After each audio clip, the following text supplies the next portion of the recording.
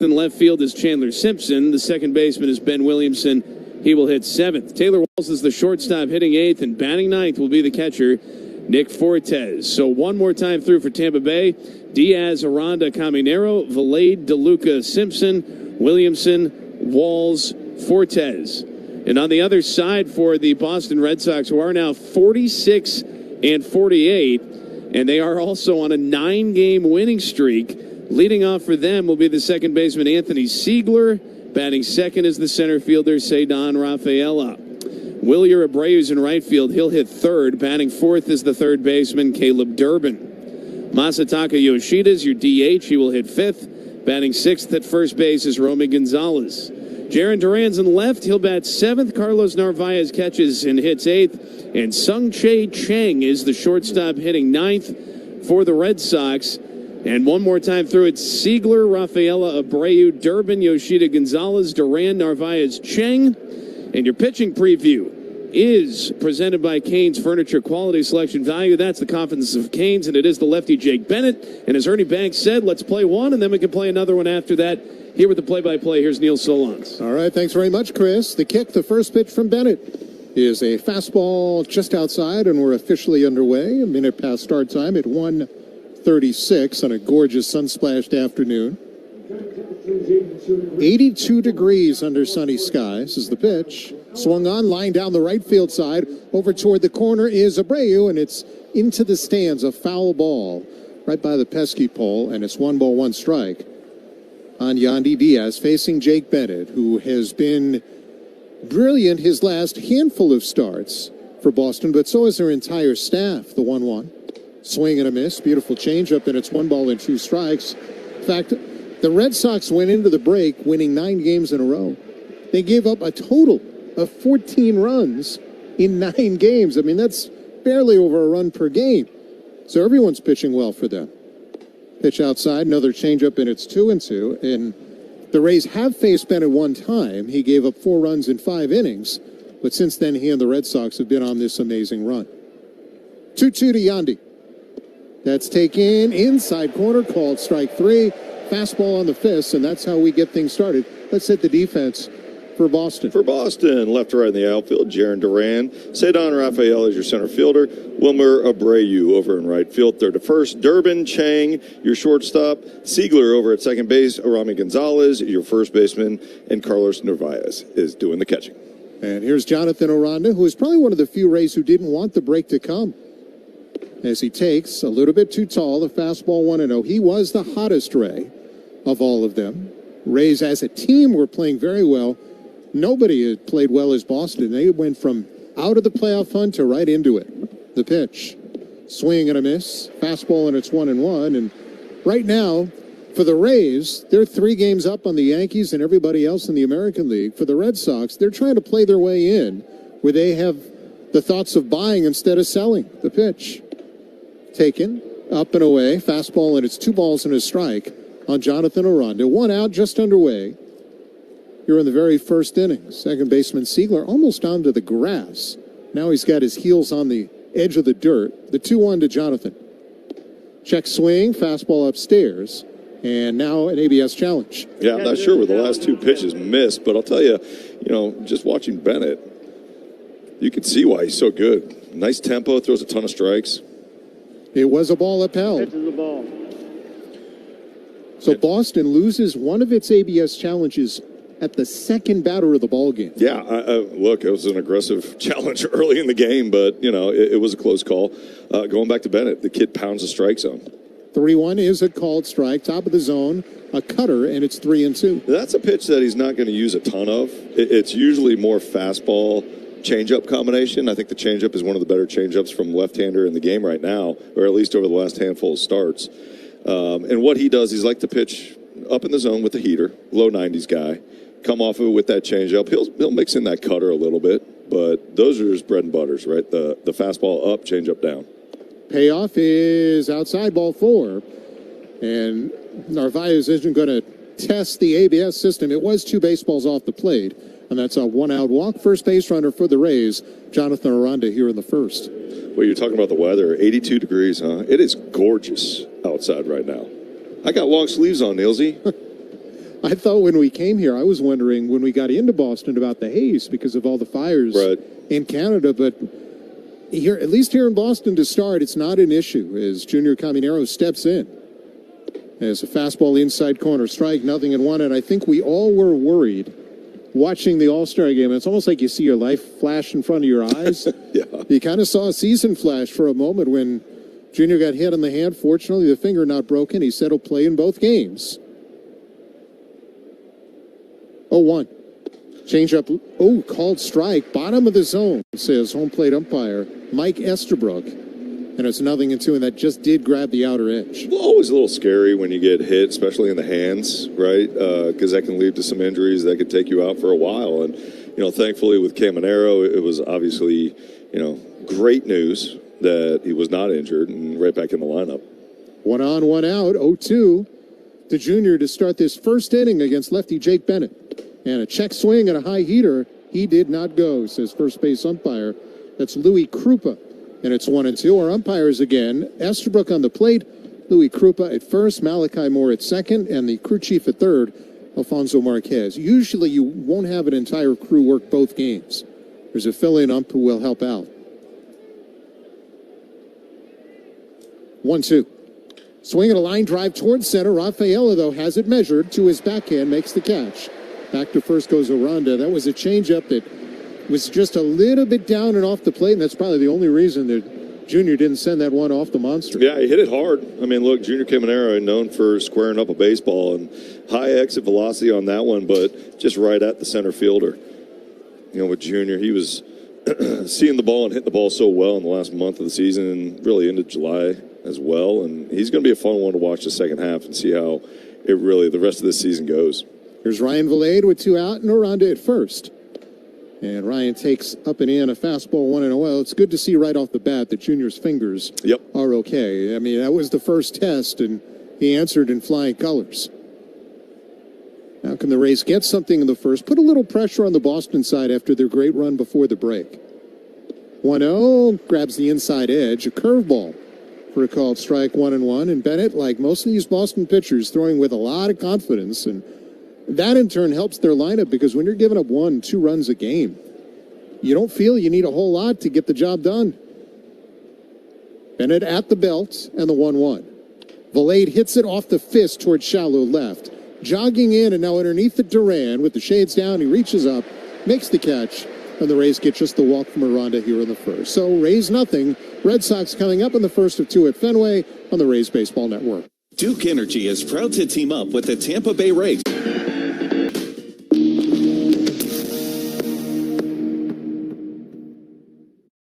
Te encantan los jugadores. Te encanta el juego. ¡Y se fue! Ahora puedes ser el dueño de grandes momentos del béisbol. MLB Auction te permite participar en la subasta de bates, bolas, jerseys autografiados y más, con artículos de tus equipos de grandes ligas favoritos, leyendas y jugadores agregados toda la temporada. Cada artículo es autenticado por MLB para asegurar que lo que llega directamente a tu hogar es original. ¿Quieres una parte del juego? Visita auctions.mlb.com. Oh, I got soda. All right. Who? Austin Barnes. How do you like rings? Okay. All right. Young Jackson Holiday, just wait. Jackson Holiday's good. Rick Cerrone, great hitting coach now. Tony Gwynn. All-star. That's good. That's Spring a good break. card. Oh, these are like real. There's gum in it. 87, baby. These are. This gum's from Is this actually 1987? from 87? It's not gum. Go ahead. Take a piece of it. That's 1987. Oh my God, that is gum. It's gum. I'm not taking a bite of it. I'm not taking a bite of it either.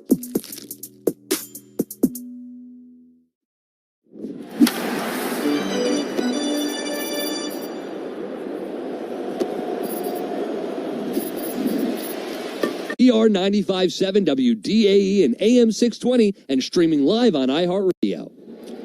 Well, today's pitching preview is presented by Cane's Furniture. Quality, selection, value. That's the confidence of Kane. And taking the mound for the Tampa Bay Rays with a record of 4-4, Griffin Jacks going out for the 15th start of the season for him. 2.80 on the ERA. Strikeout to walk ratio 61 to only 18 walks. He has been throwing the ball very, very well here recently. Last start was against Seattle. Picked up his 5th win, went 5 innings, only 1 earned run. Neil, I'm excited to see him take the mound today. He's been really good, especially the last handful of starts. He has. He's been consistent, and we'll see if he can get off to a good start against Anthony Siegler. Switch hitter grounds it right to first, gobbled up by Jonathan Aranda. He'll take it to the bag himself, retires Siegler. One pitch, Jax gets the first out. Let's hit the defense for the Rays. Well, that was pretty efficient, wasn't it? Left to right in the outfield, Chandler Simpson, your left fielder, Johnny DeLuca in center, Ryan Valade in right, third to first, Junior Caminero, third baseman Taylor Walls at short, Ben Williamson over at second base, Jonathan Aranda making that play at first, and we have Nick Fortes behind the plate. I had to look. I didn't write it down. Well, now you know. Now I know. And now everybody knows. That they do as Griffin Jax kicks and pitches a strike to Cedon Rafaela, who, like Yandy Diaz and Junior Caminero and a handful of Rays coming back from his first All-Star game, and he's always been tough against the Rays. Center fielder with a magical glove and a bat to go along with it. And he swings and misses at a ball in the hands. Sinker at 96, the right-hand batter down 0-2. Well, that sinker's such a good weapon for Griffin Jax, but really his best two pitches are going to be the sweeper and the changeup, especially to a right-hander. You'll see the sweeper a lot, but the changeup's been working in on righties as well. And a swing and a miss and a changeup on the hands.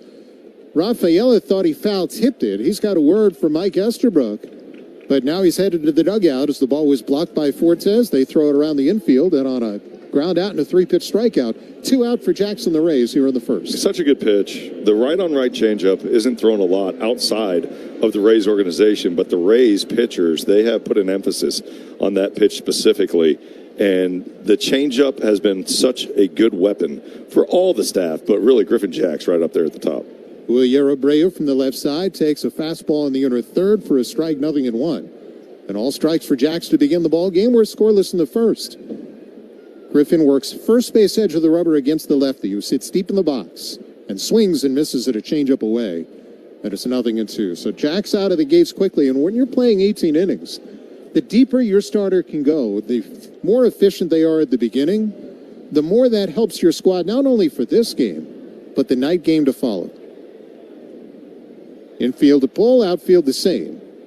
2 strikes, 2 out. Here comes Griffin Jax. Lifts the leg, the pitch. Fastball up and away. Abreu did not chase. It's 1-2. I think that's a great point, Neil. And, especially the first game of a doubleheader, you want the starting pitcher to set the tone for the day, not just the game, but the day. And Griffin Jax has been doing that. I think not just the game, but the day. And Griffin Jax has been doing that. I think he's taken that reliever mentality of just pound the strike zone and be on attack mode, and he's taken it into the starting role. Fastball fouled straight back, and the count's still 1-2 on Abreu. Not to mention I love the pace.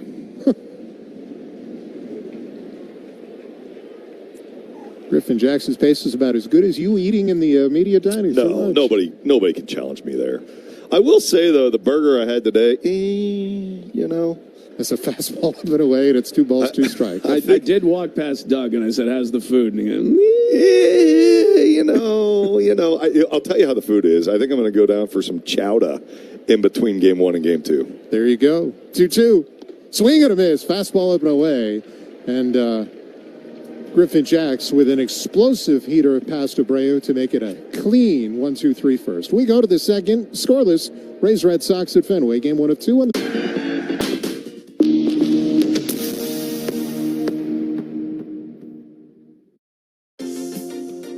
Baseball's top all-star vote-getter, Shohei Ohtani, treated us to yet another milestone before the break.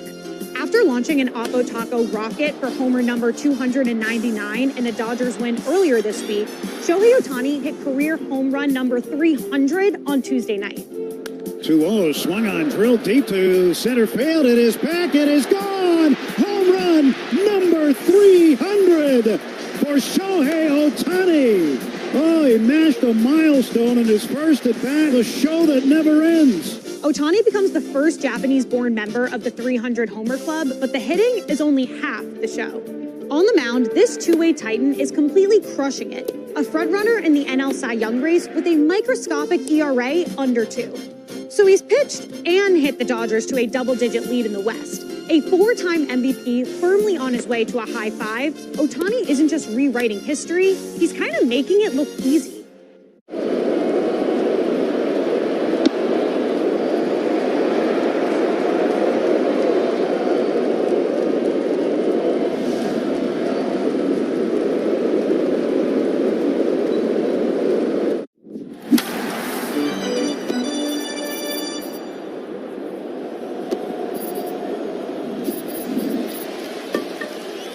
10,000 fans through the gates can score a retro Devil Rays snapback presented by Dreamfinders Homes as the Rays take on the Cleveland Guardians. Don't miss your chance to grab this throwback collectible. Visit RaysBaseball.com/tickets. Johnny DeLuca lines the first pitch of the second into center, but it's right at Cedon Rafael, who moves a step to his left. Makes the grab, and there's one pitch and one out here in the second in a scoreless affair. Hey, Nilsy, did you notice how Chris won't let me read the long reads? Just the short ones is what he trusts me with? Well, I think that's what you asked for. Well, I was asking for the reads with pictures and now in them. Everyone knows. And again, now everyone knows. See that bus that went right over you? Yeah, it's going back over me. Here's Chandler Simpson. Pitch is looped in the air, back of third, toward the left field line. Over on the run is Chang, and he slides but can't get it. It's a foul ball, and the count 0-1 on Chandler Simpson. Rays facing Jake Bennett for a Boston team that probably was the only one that didn't want an all-star break. They, for the second straight year, went into the break with a win streak of 9 or better. Now, this year, a little different because they were well down as the pitch. In there, a strike, and it's 0-2. And even with 9 wins in a row, they're still 2 games under 500, but with the American League so bunched, it's only a half game out of a wild card. Pretty incredible when you realize they've been playing terribly at home. 17-27 at Fenway Park.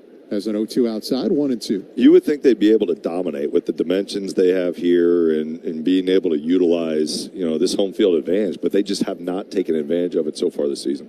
Played much better away from Fenway Park than at it. A 1-2 with 1 out.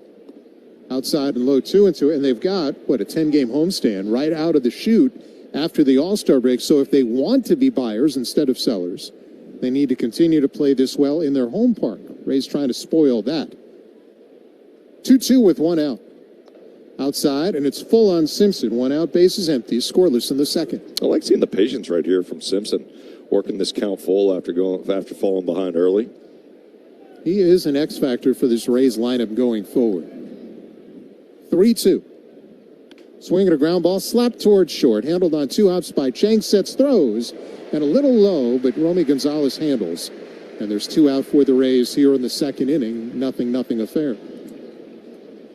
I think with Chandler, and Doug, you may say otherwise, but they've got the 3 aircraft carriers, but if Chandler suddenly becomes an on-base machine, it changes the entire complexion of the Rays offensively. It's the balance, right? It creates the balance that you're looking for in that lineup. It's not so top-heavy with the 3 studs right off the top of the order. As a weak ground ball hit the other way to first by Ben Williamson, handled by Gonzalez, and the Rays down in order on just 8 pitches here in the second. So we're scoreless, Rays and Red Sox, as we go to the bottom of the second at Fenway on the Rays base.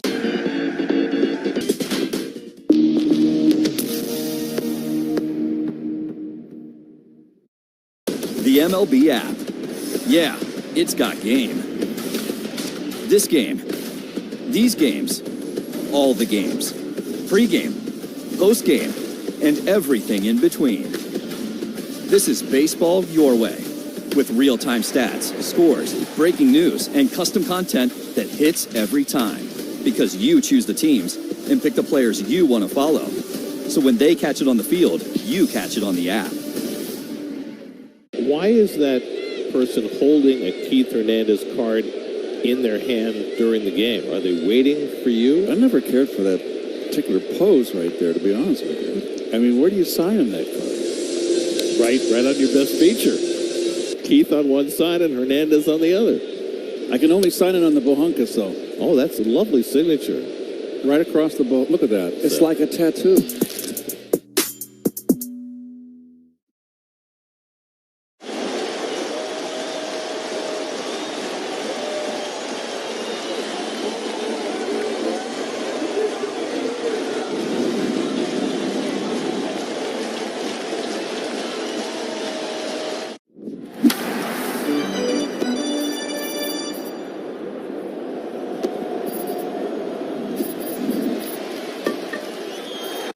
Bottom of the second is brought to you by Electrical Workers of IBEW Local 915, lighting the way to a better Tampa Bay. And Griffin Jacks trying to make sure it stays a good day for Tampa Bay. We're scoreless in the second, first of 2, Rays and Red Sox. Middle part of the order coming up after Griffin Jacks had an easy first inning with a couple of punch-outs. Caleb Durbin takes a fastball in on the hands. Sinker, and it's 0-1 on Durbin. He'll be followed by Masataka Yoshida and then Romy Gonzalez. Righty, then lefty, then righty against the hard-throwing righty Jacks. Here's the pitch. Check swing. It's called a ball low, and it's 1-1 strike. Durbin had probably his biggest game against the Rays right before the Red Sox got hot. He had a 2-homer game. He had been homerless. 1-1. Outside and low, 2-1, and he has gone on a bit of a homer binge since, hitting 9 total. This is a Boston team that, like the Rays, in the bottom 5 in baseball in terms of home runs hit. Not something you'd expect from a team that plays its home games at Fenway Park. 2-1. Swinging a line drive toward the middle. It sneaks into center field. First hit of the ballgame is a Caleb Durbin single as he picks up where he left off before the break. Join me, Chris Adams-Wall, and the Rays street team at Coppertail Brewing on Tuesday, July 21st. Watch the Rays face the Blue Jays and enter for a chance to win tickets, merch, and more. For more information, visit raysbaseball.com/watchparty. All right, so for the first time in this game, Griffin Jacks has to worry about a man aboard. Masataka Yoshida, who's also been hot lately, stepping in. The pitch. Squibbed off the end of the bat toward third and over the bag, a fair ball. Played off the sidewall by Caminero, and a soft roll double the other way over the bag by Yoshida. He had to go track it down, and Durbin goes first to third, and Yoshida into second with maybe the softest double that will ever be hit. Yoshida was beat on this pitch. This is a fastball in on the hands, and he just tries to fight it off, but there was a shift, a defensive shift to where Caminero is essentially at the shortstop position, and Yoshida just shoots it over the third base bag, and because of that, he was able to get extra bases, and now, all of a sudden, very quickly, you see Griffin Jacks get himself into a little bit of a jam here in the second. Rays will bring the infield in. They want to try and cut off the first run of the game. Romy Gonzalez, righty on righty, steps in and takes a slider for a strike, 0-1. Now, Jacks has seen his strikeouts climb, and if ever there were a time to pick up a strikeout, right now would be it. Second and third, nobody out. See if you can get a tone-setting at bat here from a Rays perspective. At 0-1. Swing and a miss. There's a sharp slider away, and it's 0-2. Boy, really nice breaking ball right there. Looked like the fastball. Tunnels like the fastball, meaning it looks identical out of the hand, but that one just broke off the table for the swing and miss. So 2 strikes, 2 on, none out. Second inning, scoreless game. Jacks at the ready, and the right-hander's 0-2. Fastball just off the plate. Fortes thought about it for a moment, did not challenge. That just missed at 97, and it's 1-2, and that was 2 baseballs outside. 1 ball, 2 strikes. The pitch. Swing and a miss. He chased that sweeper again. Down on strikes goes Gonzalez, and that's the first out of the second. And the infield will stay in for Jarren Duran. If Rays pitchers strike out 10 batters during a home game, visit RaysStrikeout.com to redeem a voucher for a free Busch Gardens ticket at any Canes Furniture store within 5 days of the game. Restrictions apply. For more information, visit CanesStrikeout.com. Duran, a dangerous hitter, but he's also had a tough season. First pitch. Swung on and weakly hit foul on the ground toward first. And it's 0-1. Durbin again at third, and Yoshida at second. They'll be off on contact. Second and third and 1 out as the Red Sox seek the game's first run. Infield in all the way around. Duran, most strikeouts on the Red Sox this year. Duran, he's been struggling all year, under 200 on the average. This is a guy who, I mean, he can be explosive at times. He's got 13 bombs, so he does have power. 0-1.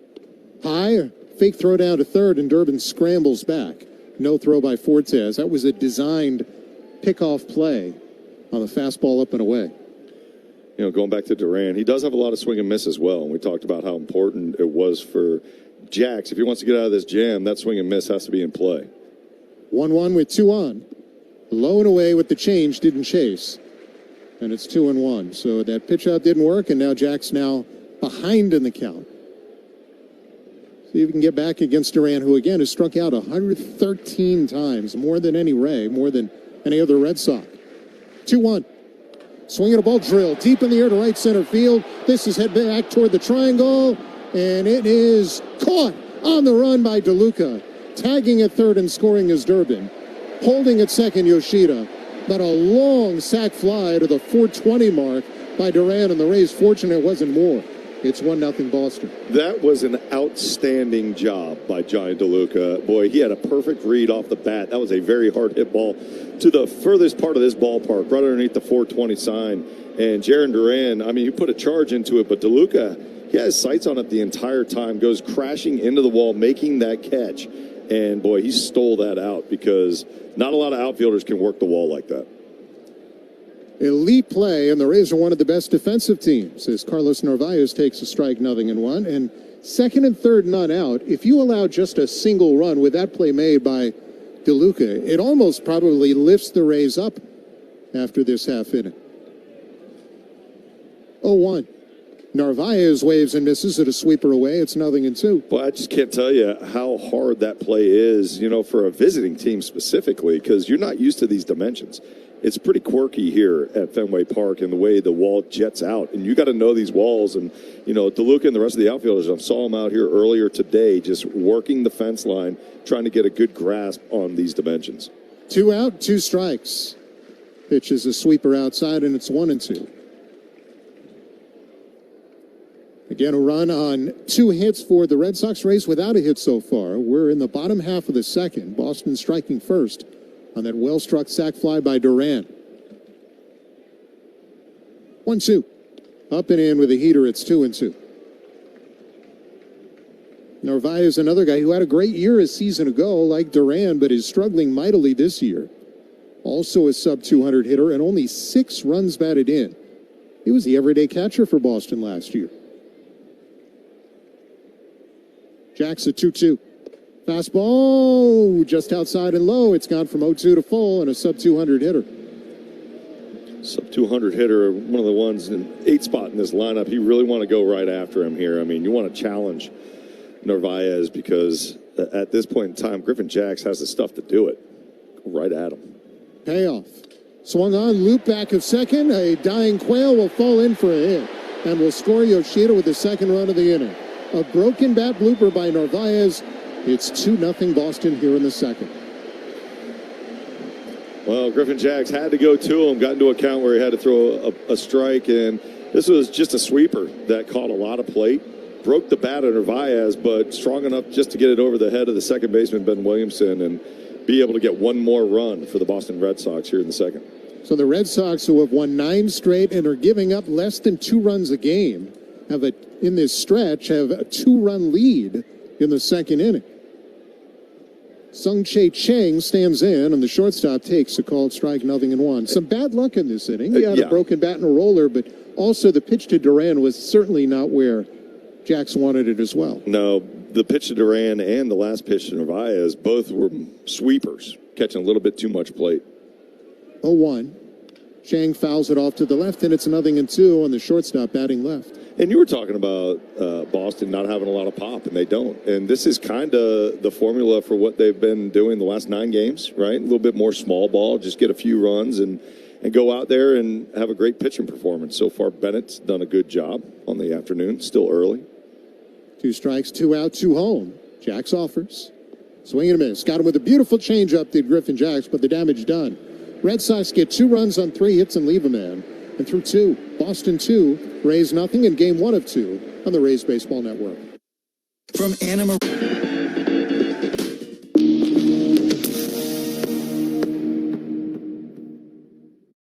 like build this for them and spend the last year of coming up with this concept and getting it off the ground and getting everybody here. Like, it just feels really good to have everybody coming and experiencing the thing that we've been working so hard on. To be able to like take the experiences of Comic-Con and add that to a card show just is really fulfilling, because as somebody who grew up going to card shows and still goes to the same card show in the same church basement in Trumbull, Connecticut every month, like, it's great. Card shows are amazing, but to be able to add all of this experience is what makes this great.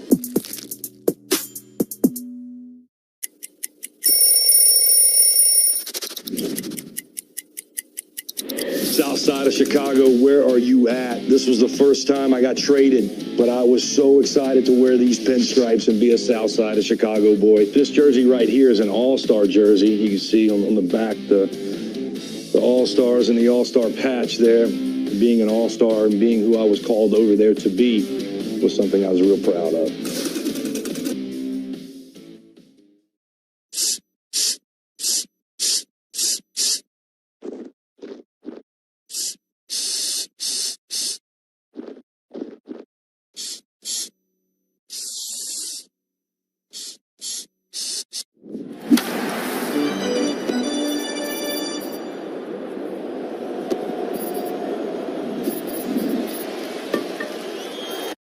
95.7 WDAE FM Clearwater, WDAE AM St. Petersburg, and iHeart Radio Sports Station. Guaranteed human. 2-0 Rays trail. We go to the third. In for the play-by-play, Chris Adams-Wall. All right, thanks very much, Neil. Here comes Jake Bennett downhill with ball one high and wide to Taylor Walls. Eighth in the order for Tampa Bay is the switch-hitting shortstop.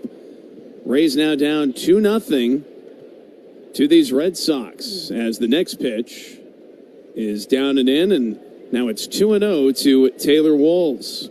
Well, Jake Bennett, 25 years young. He's out of Tulsa, Oklahoma, technically just south of Tulsa, as the 2-0 pitch is bunted, and that's into the seats behind home plate. A foul ball, and it's now 2-1. It's actually from the town of Bixby, Oklahoma, which, again, is a southern suburb of Tulsa. And Bennett ready to climb in against the Georgian Walls, and he comes to the plate. And there's a swing and a grounder nabbed at third by Caleb Durbin. He'll get up, and his throw to first is a bit offline, but Romy Gonzalez made the catch and somehow was able to tag Taylor Walls for the out. Boy, heck of a play by Durbin. First of all, that ball was shot out of a cannon down to third base, and Durbin, nice pick, but then the throw sailed on him, and Gonzalez, it was a really nice play over at first base to be able to snag that ball out of the air and still make the tag. A lot going on there, Chris. There sure was. Here comes Nick Fortes. We'll see what he can do for an encore, and he swings and drives it deep to left field. Not deep enough, though. It is caught by Jaron Duran, just shy of the track. So Nick Fortes now 11 for 20 against the Red Sox this season. Here's a club you want to get into, Club Citgo. Download the Club Citgo app now. Instantly save 23 cents a gallon on your first fill-up. And now it is the leadoff hitter, Yandy Diaz, fresh off the All-Star game in Philadelphia on Tuesday. First pitch is taken for a strike, and it's 0-1. Yandy's .322 average coming into today still tops in the American League. So we'll be keeping an eye on that over the next 68 contests, as this one is swung on and tugged into left, but making a running shoestring catch is Jaron Duran. What a play by Boston's left fielder. He denies Yandy of a base knock, maybe more, and it is a 1-2-3 inning for Jake Bennett.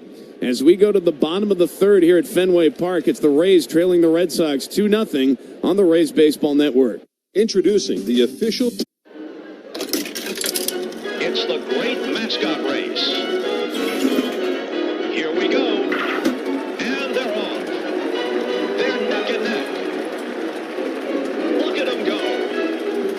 The crowd is going wild. It's the home stretch. Who will win? It's the play at the plate.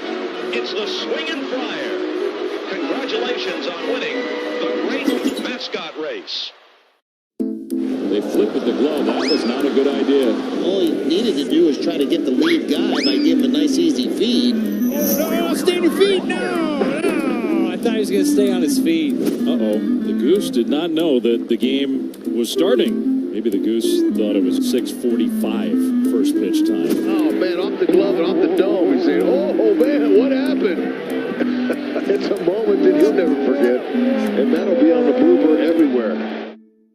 Puedes ser el dueño de grandes momentos del béisbol. MLB Auction te permite participar en la subasta de bates, bolas y jerseys autografiados, con artículos de tus equipos de grandes ligas favoritos, leyendas y jugadores. Visita auctions.mlb.com.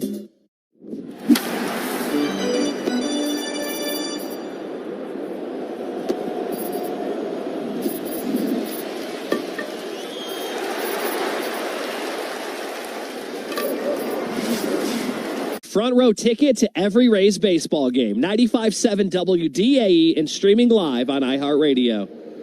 Duke Energy is proud to donate $1,000 for each Rays win to the Shed the Light Fund, helping our neighbors in need. Learn more at duke-energy.com/Brighton Lives. And Rays Baseball is also brought to you by Amerant Bank. Step up to the plate with the official debit card of the Rays at Amerant Bank. Sign up for yours today. AmerantBank.com/RaysCard. And so we go to the bottom of the third inning here at Fenway Park. It is the Red Sox 2, the Rays nothing, and Griffin Jax back to work against the top of the Boston order. It's Anthony Siegler. First pitch is in there, a strike. Good fastball there from Griffin Jackson, 95, and it's 0-1 to Siegler, switch-hitting second baseman who is batting left against the righty. Junior Caminero has creeped onto the grass over at third. The pitch from Jax is swung on and muscled the other way, and that will touch down for a hit. Going to get it on the track is Chandler Simpson. He'll wing it into the shortstop Taylor Walls. And Anthony Siegler is held to a leadoff single to begin the home third. You got to be frustrated if you're Griffin Jax. He is not giving up a lot of hard contact right now, but he's been victimized a few times, giving up 2 runs in the second inning, and now you see a leadoff single right here, and this was just kind of filleted to left field. I think the fastball really beat him. The pitch beat him, but unfortunately for Griffin Jax, Siegler was just strong enough to poke it out for the single. And now here's Cedon Rafaela flexing one back into our right out of play. And the count is 0-1. Rafaela comes in with a .281 average with 8 homers and 39 runs driven in. Jax did strike him out swinging back in the first. The pitch, swing and a miss. And it's quickly 0-2. Good changeup from Griffin Jax, who has been just light years better as a starter when compared to when he started the season as a reliever. He's ready first base side. Runner at first, and here he comes. Swing and a double play ball, bounce to short. There's Walls flipping to Williamson with his glove, and that's all the Rays will get. So they get the force play. Siegler will head back to the dugout, and on first with the fielder's choice is Cedon Rafaela. Culver's is bringing Curds in the third to Tropicana Field. Rays fans every home game. If the Rays score in the third, you score free Wisconsin cheese curds from Culver's. Rays up. You were talking about Griffin Jax being a lot better in the rotation. I think there's a couple of reasons for that. I think the comfort level. I think he's very comfortable now in accepting his role as a starter, getting deeper into games. But I think the usage of his changeup has correlated a lot to his success. He's starting to use that changeup a lot more. And I think, with working with Kyle Snyder and the pitch mix and how they use these pitches and how it's changed and developed, they really like the mix they have going on right now. And the changeup's a big part of it. Here's Willier Abreu. Rafaela runs. Throw to second is too high. Walls did get a piece, so it doesn't even trickle into center field. Ben Williamson there to back it up, but that is a stolen base for the Red Sox center fielder. And Boston now has another runner in scoring position. No, really good jump right here on Griffin Jax. It was a full leg kick, and, Fortes didn't really have a chance. Rafaela now has 13 bags on the year, so one of their base running threats. They do have a couple of them in the lineup.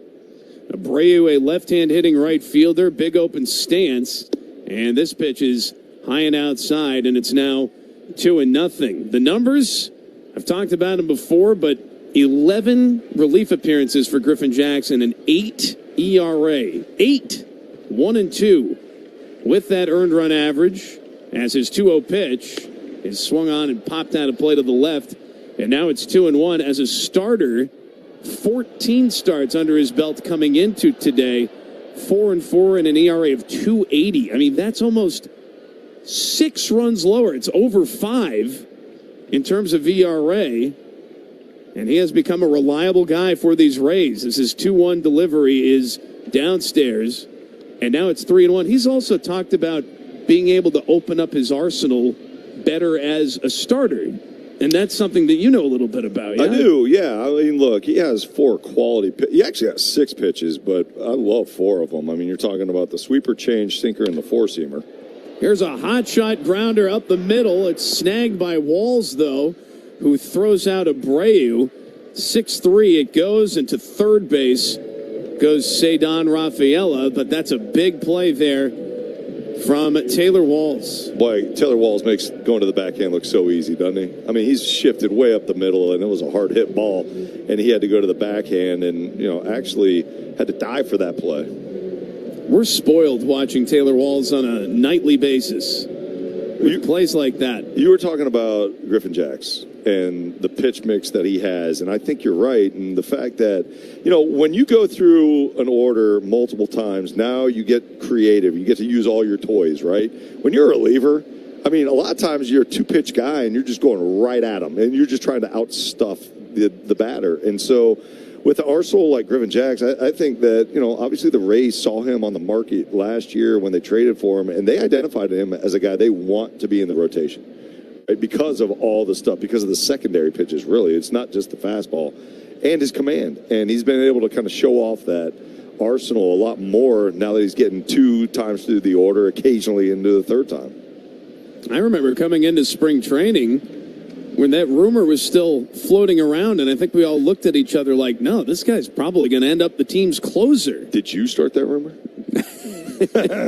Here comes Caleb Durbin, who swings at the first pitch after a mound visit from Kyle Snyder, lofts it to center. Johnny DeLuca's out there calling off the left fielder Chandler Simpson, and he makes the catch. And no damage done. Cedon Rafaela left stranded at 3rd, and we are going. Baldwin has been the impact player today offensively for the Braves, and now he hits one high in the air to left center field. Clark surveying. He leaps. He got it. Denzel Clark, his first home run robbery of the year, comes in Atlanta. That's why he's out there. A Superman catch from Clark. And he tracks it the entire way. Times his leap like he's been playing center field here at Truist Park for 10 years. It's time for another road trip. We're heading to Birdland. Welcome to Oriole Park at Camden Yards. Opened in 1992, Camden Yards set the standard for new ballparks. Creating the retro classic aesthetic of brick and steel, nestled into a bustling downtown neighborhood, Camden Yards breathed new life into Orioles baseball. Just steps from the Inner Harbor and a short walk from Babe Ruth's birthplace, Camden Yards is steeped in unique history and tradition. The 100-year-old B&O warehouse is a lefty's dream target in right field. Take a stroll on Utah Street and be on the lookout for bronze baseballs embedded in the road. These plaques mark where home runs landed over the right field fence. And of course, in 1995, this was the scene of Cal Ripken Jr. breaking Lou Gehrig's long-standing Iron Man streak. Join in on the Unified during the national anthem. Feeling crabby? Grab some loaded fries from Local Fry. Or maybe head over to Boog's Barbecue and indulge in the delicious 92 crab cake sandwich. The city of Baltimore loves their O's and their ballpark.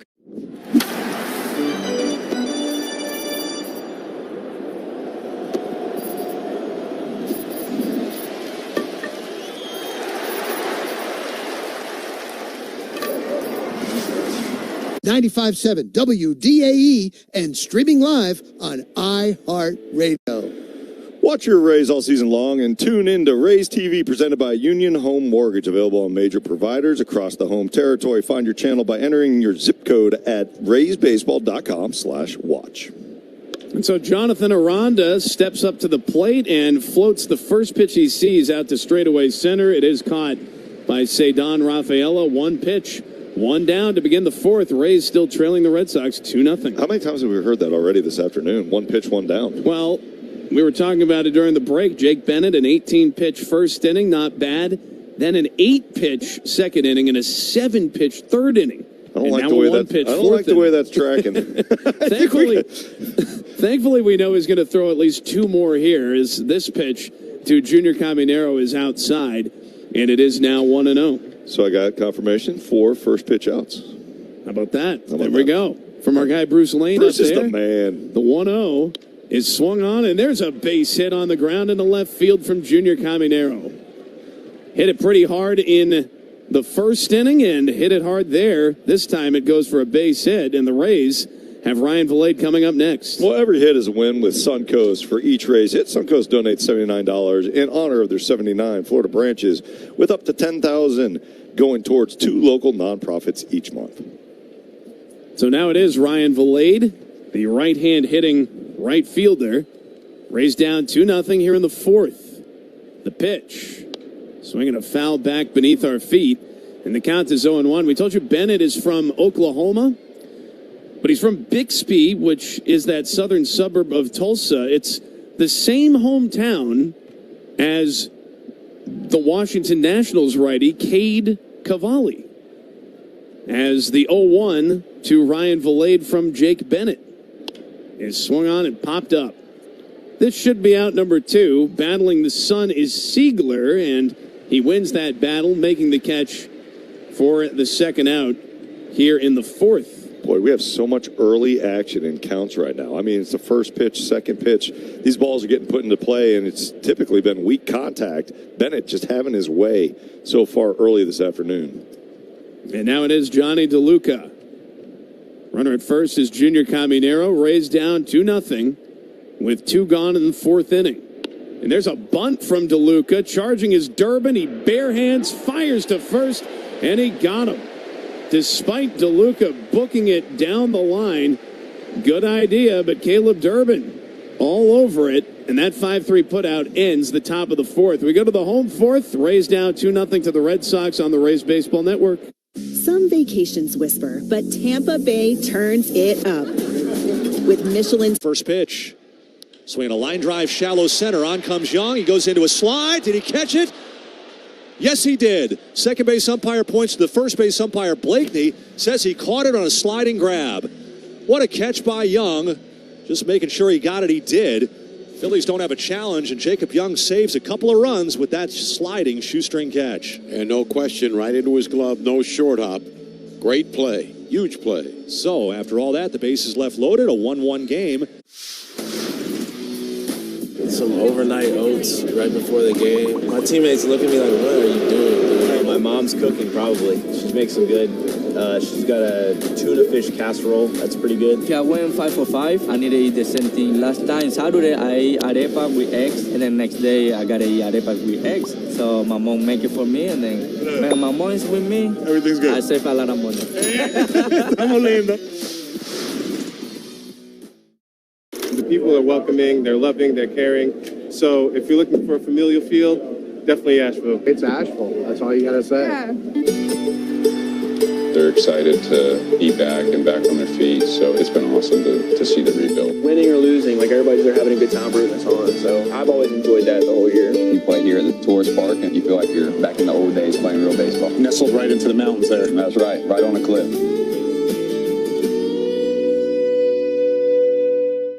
Puedes ser el dueño de grandes momentos del béisbol. MLB Auction te permite participar en la subasta de bates, bolas y jerseys autografiados, con artículos de tus equipos de grandes ligas favoritos, leyendas y jugadores. Visita auctions.mlb.com. Visit raysbaseball.com/watch party. And we go to the home 4th in Boston. Rays down 2-0 to the Red Sox. Chris Adams-Wall, Doug Wechter, Neil Solondz. 3-man booth as Masataka Yoshida gets into one to deep right at the wall. It is gone just inside the pesky pole. And it's now 3-0 Boston on Yoshida's 4th home run of the season. How about this? The exit velocity on that ball, 87 miles an hour. That was not even registered as a hard hit baseball.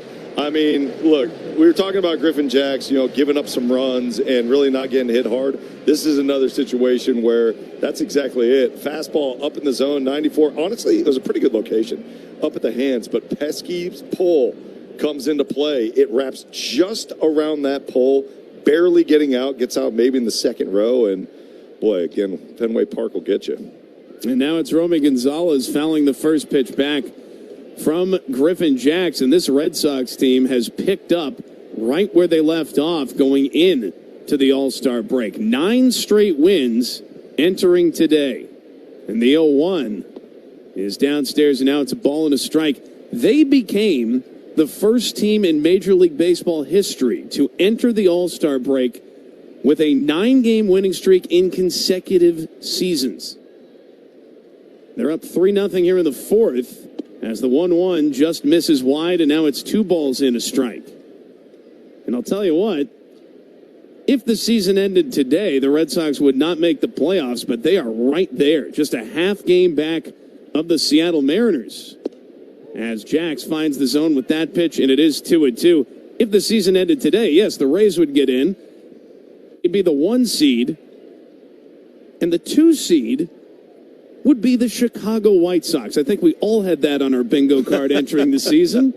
As that one misses down and away, and now it's 3-2. The 3 seed would be the Texas Rangers. The 4 seed would be the New York Yankees. 5 seed, Cleveland Guardians. And the 6 seed, the Seattle Mariners, who are under 500. 3-2 pitch. Swing and a foul tip hung on to by Nick Fortes. And it's another strikeout for Griffin Jackson. It's his 5th, and it's the first out of the 4th. Boy, a lot of surprises in those standings. First of all, I'm surprised that you play bingo. But that's nice to know. I do like that. It's I'm more of a Settlers of Catan guy. Oh, are you? Yeah. Yes. Maybe okay. chess. Sprinkle a little chess in there. Skip-Bo's my go-to, though. I like chess. Uno? Uno's easy. Uno's good. So is Jarren Duran as he takes low, and it is now 1-0. But just think about that. The Mariners are 48-49, and after the All-Star break, they would be a playoff team, a game under 500. Yeah, it's pretty crazy to think about. First of all, I can't believe that's their record because they seem to have a lot better of a team on paper. 1-0 pitch is wrecked out to left, but Chandler Simpson is out there waiting for it. He reaches up with the big claw and pulls it down for out number 2. I mean, I think that just speaks to how, I don't want to quote mediocre? Jeff Passan too much. Yeah, I think he called it, a cesspool of mediocrity, which I think is a little extreme. That's kind of aggressive. But just look at the A's, who are on a 9-game losing streak right now. They're 41-55. They are 6.5 games back of a playoff spot. So really everyone's in it still, except for maybe Kansas City and the Angels. As Carlos Narvaez looks at strike 1, it is 3-0 Boston. Here in game 1 of a doubleheader at Fenway Park, the bases are empty. 2 outs, bottom 4, and the 0-1 is swung on and tugged on a bounce to third. Nice play by Junior Caminero, who winds up after making the grab there and throws him out. And Carlos Narvaez is the final out of the 4th inning. But Masataka Yoshida's solo homer has added to Pop quiz. How do you go from Captain Clutch to the Iron Horse through a milestone and a marathon? The answer is on Hall of Fame Connections.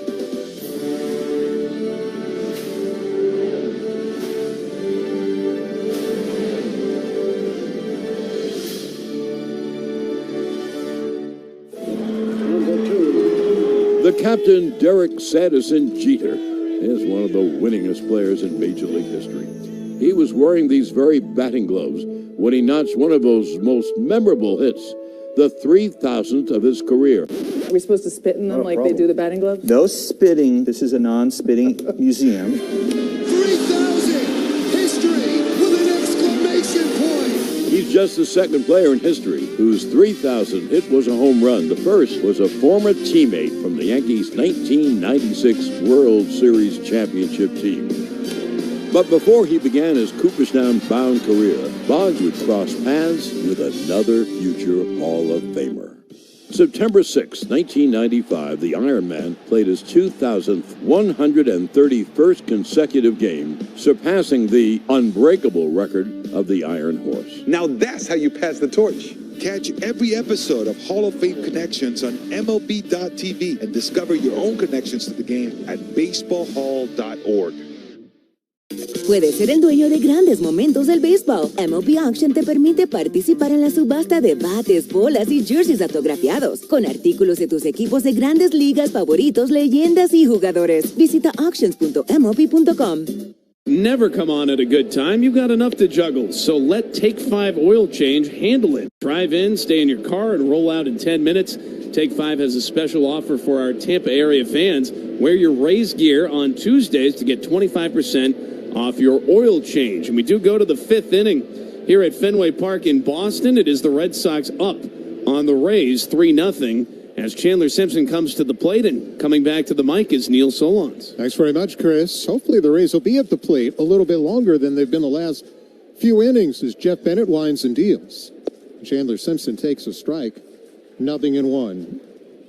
Bennett threw 8 pitches in the second.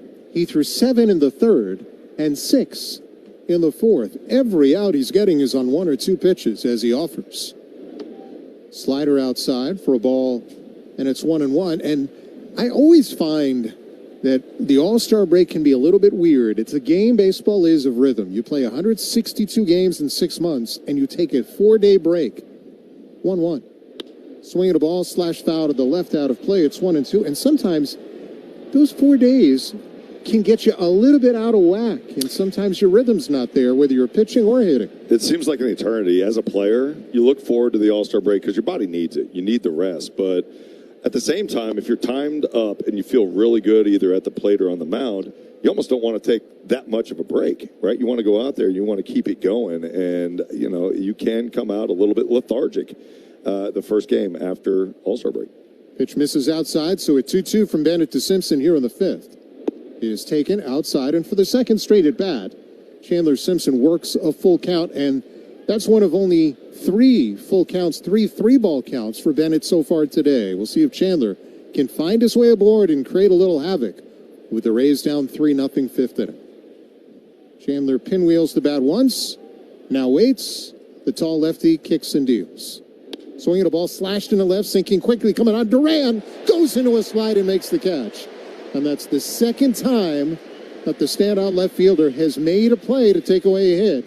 And that prevents a leadoff base runner here in the fifth inning for the Rays. He is known for his glove. I mean, look, he's a plus defender, and he gets great reads off the bat. This is a quality at bat from Chandler Simpson, and looked to have a base hit, but Jarren Duran had a great break, great read off that hit, and was able to make the sliding catch. Ben Williamson, a first pitch out his first time, takes in there a strike, 0-1. The other thing is, when you play in front of the monster, because anything hit over your head is going to be off the wall, you can play more shallow, and that's what allowed Duran to get to that baseball, the pitch. Inside corner, a strike, and Williamson wants to challenge. Batter's challenging the pitch. Rays have both their challenges. No longer. It was a strike, so it's 0-2 on Williamson. And each team has one challenge left. We're in the fifth inning. Boston lost theirs in the first. It hasn't mattered. They're up 3-0. Rays have just a single hit so far. The pitch. Outside corner called strike 3. And if there was a pitch to argue with, that might have been the pitch that was a ball, and it was. Wow, that was a ball low and outside. Yeah, but there's no way you're going to challenge again after just losing one. And unfortunately, that call does not go Williamson's way. But you were talking about the dimensions of left field. It says 310 on the outfield, okay, on the Green Monster. So when I played here, I'm a big history guy. I actually took a tour. There's a pitch inside corner, a strike to Walls with 2 out and the base is empty. Rays down 3-0 in the fifth. Big mistake. I took the tour the day before I was pitching, right?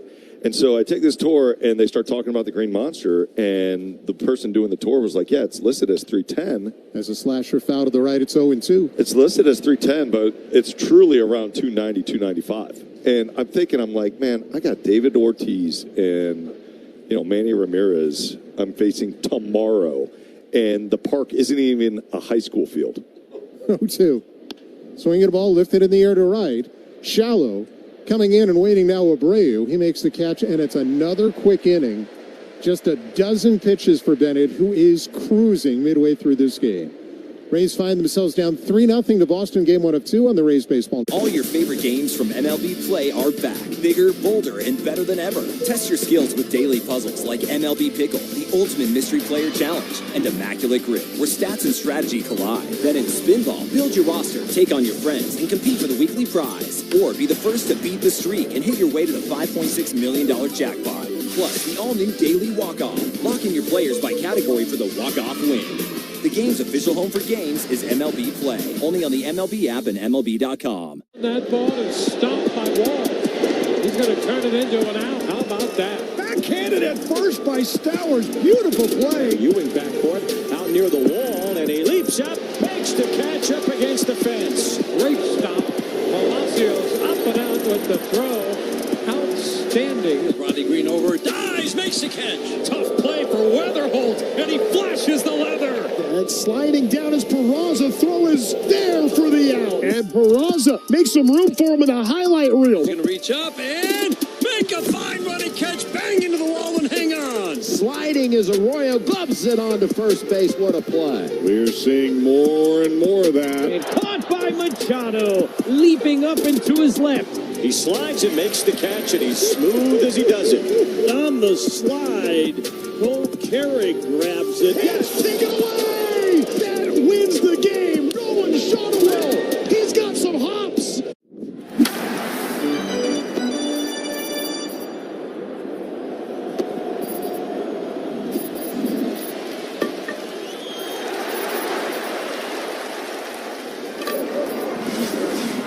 incentives on move-in homes throughout Tampa Bay. Visit dreamfindershomes.com. We go to the bottom of the fifth, and Griffin Jacks just trying to keep the Rays in striking distance in game 1 of 2. They'll start with Sung-Chae Chang, who briefly was a Ray, claimed off waivers this offseason, but then Boston claimed him. As a first pitch breaking ball is strike from the righty to the lefty. And it's a 0-1 on Chang. The Red Sox are still hoping to get back Trevor Story. He's probably the closest among the injured position players for Boston. They've been without Roman Anthony forever as the 0-1. Check swing and a ball upstairs on appeal. Alfonso Marquez, the crew chief, says ball 1 upheld. It's 1-1, and they've been missing Marcelo Meyer at second and utility man Isaiah Kiner-Falefa, both with stress reactions in their respective forearms. 1-1 to Chang, taken just inside and low, and it's 2-1 against the number 9 hitter. The Red Sox have not hit Griffin Jacks all that hard, at least for the runs they've scored. 2 in the second and 1 in the fourth. A flare hit by Narvaez. Deep sac fly from Duran is a swing and a miss and an off-speed pitch, and it's 2-2. And then a home run that barely cleared the pesky pole in right off the bat of Yoshida last inning. That made it the current 3-0 margin. Chang uses his timeout. With the infield to pull in the outfield straightaway, here comes a 2-2 from Griffin Jacks. Take in inside, and Fortes was set to throw it down to third, but then doesn't challenge the pitch. And it was a ball. It was inside as we get a look at the box. It's 3-2. It was a good choice not to challenge that pitch. I think, Griffin Jacks tends to yank the fastball occasionally inside or glove side. And that was just one of those cases where he missed by an inch. 3-2 is popped up into left. Shy of the monster is Simpson. In front of the warning track, gives way to DeLuca, who makes the catch in fairly medium-range left center. And Chang skies the other way for the first out here in the 5th inning. It's the importance of shutdown inning is getting bigger and bigger with the way that Bennett's been throwing, right? And so it's good to see Griffin Jacks go out there and get a quick out. And look, Nilsy, we're on TV. Look at this, boys. They must not have much to talk about because it's only the 5th inning. Frank the Tank, man. As a pitch is fouled off by Anthony Siegler, 0-1. Frank, I think the whole town knows that you had a great time last night. Yeah, you think Kentucky Fried Chicken is still open? Someone's been watching a lot of Will Ferrell during the break. 1 strike to count. Man. Here's the pitch. Taken outside corner for a strike, and it's 0-2. I almost got a sense that that was you going streaking after your son was drafted. Yeah, I don't remember the entire night, Neil. Congrats, by the way, a lot of excitement.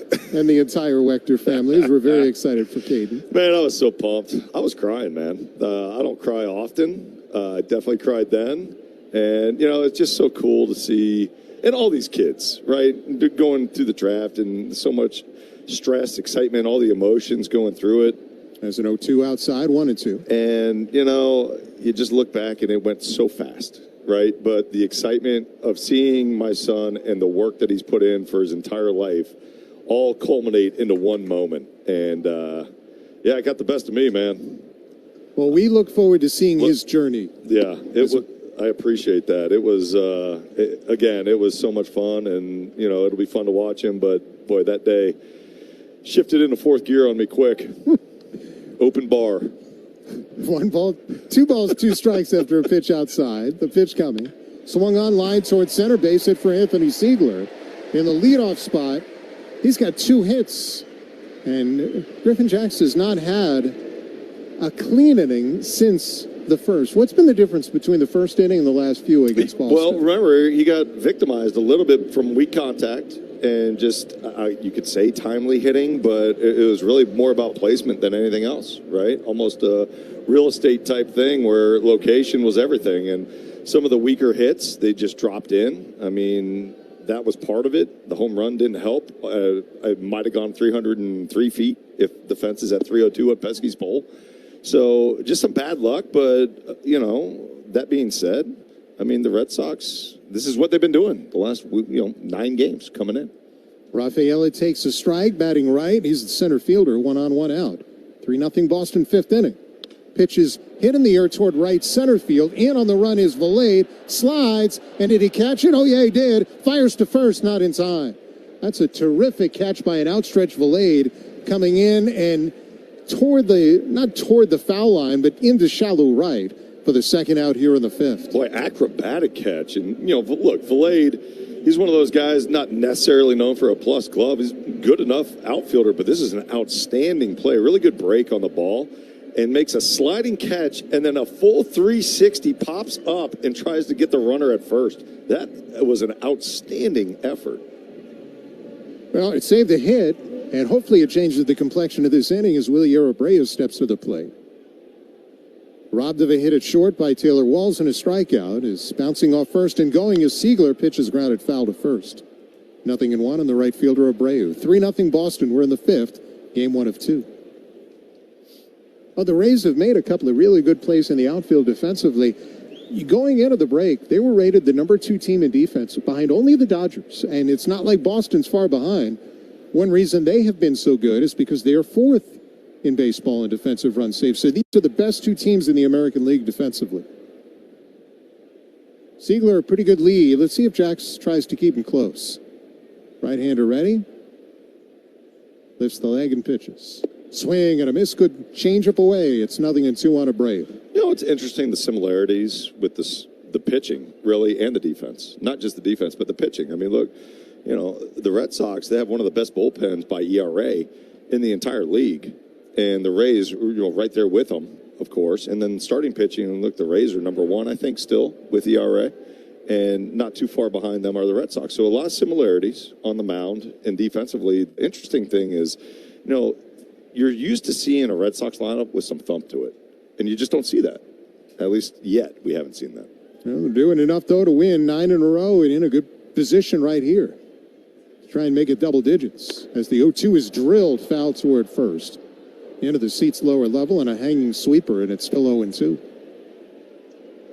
That was an 0-2 slider that got the inner part of the plate, not really where Griffin Jax wanted to go with it. The sweeper's been hit hard today. And typically you don't see that from Jax, but it looks like the Red Sox are seeing that sweeper. They're picking up the spin and a lot more hard contact coming off that pitch. Swing and a miss and a changeup away, though, and Jax bounces back and strikes out Abreu to finish off the 5th inning. A hit, that's it. We're through 5. It's still 3-0 Boston in game 1 of 2 on the Rays Baseball Network. Big bank's not big on...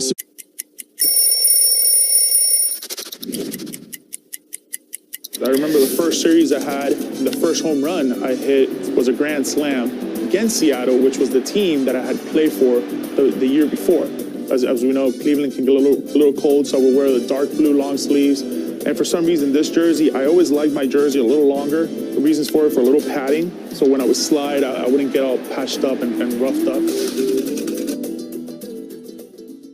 To be on a card is really humbling, but also to be able to create cards. Never in my wildest dreams would I have imagined that this opportunity would come to me. But I always say, if you stay ready, you don't have to get ready. I was ready for this moment to be able to create these cards to the best of my abilities and to do this project justice. And so I'm super proud to be creating cards. If you asked me when I was playing in 2017 or 18 if that was going to be a thing, I couldn't have imagined.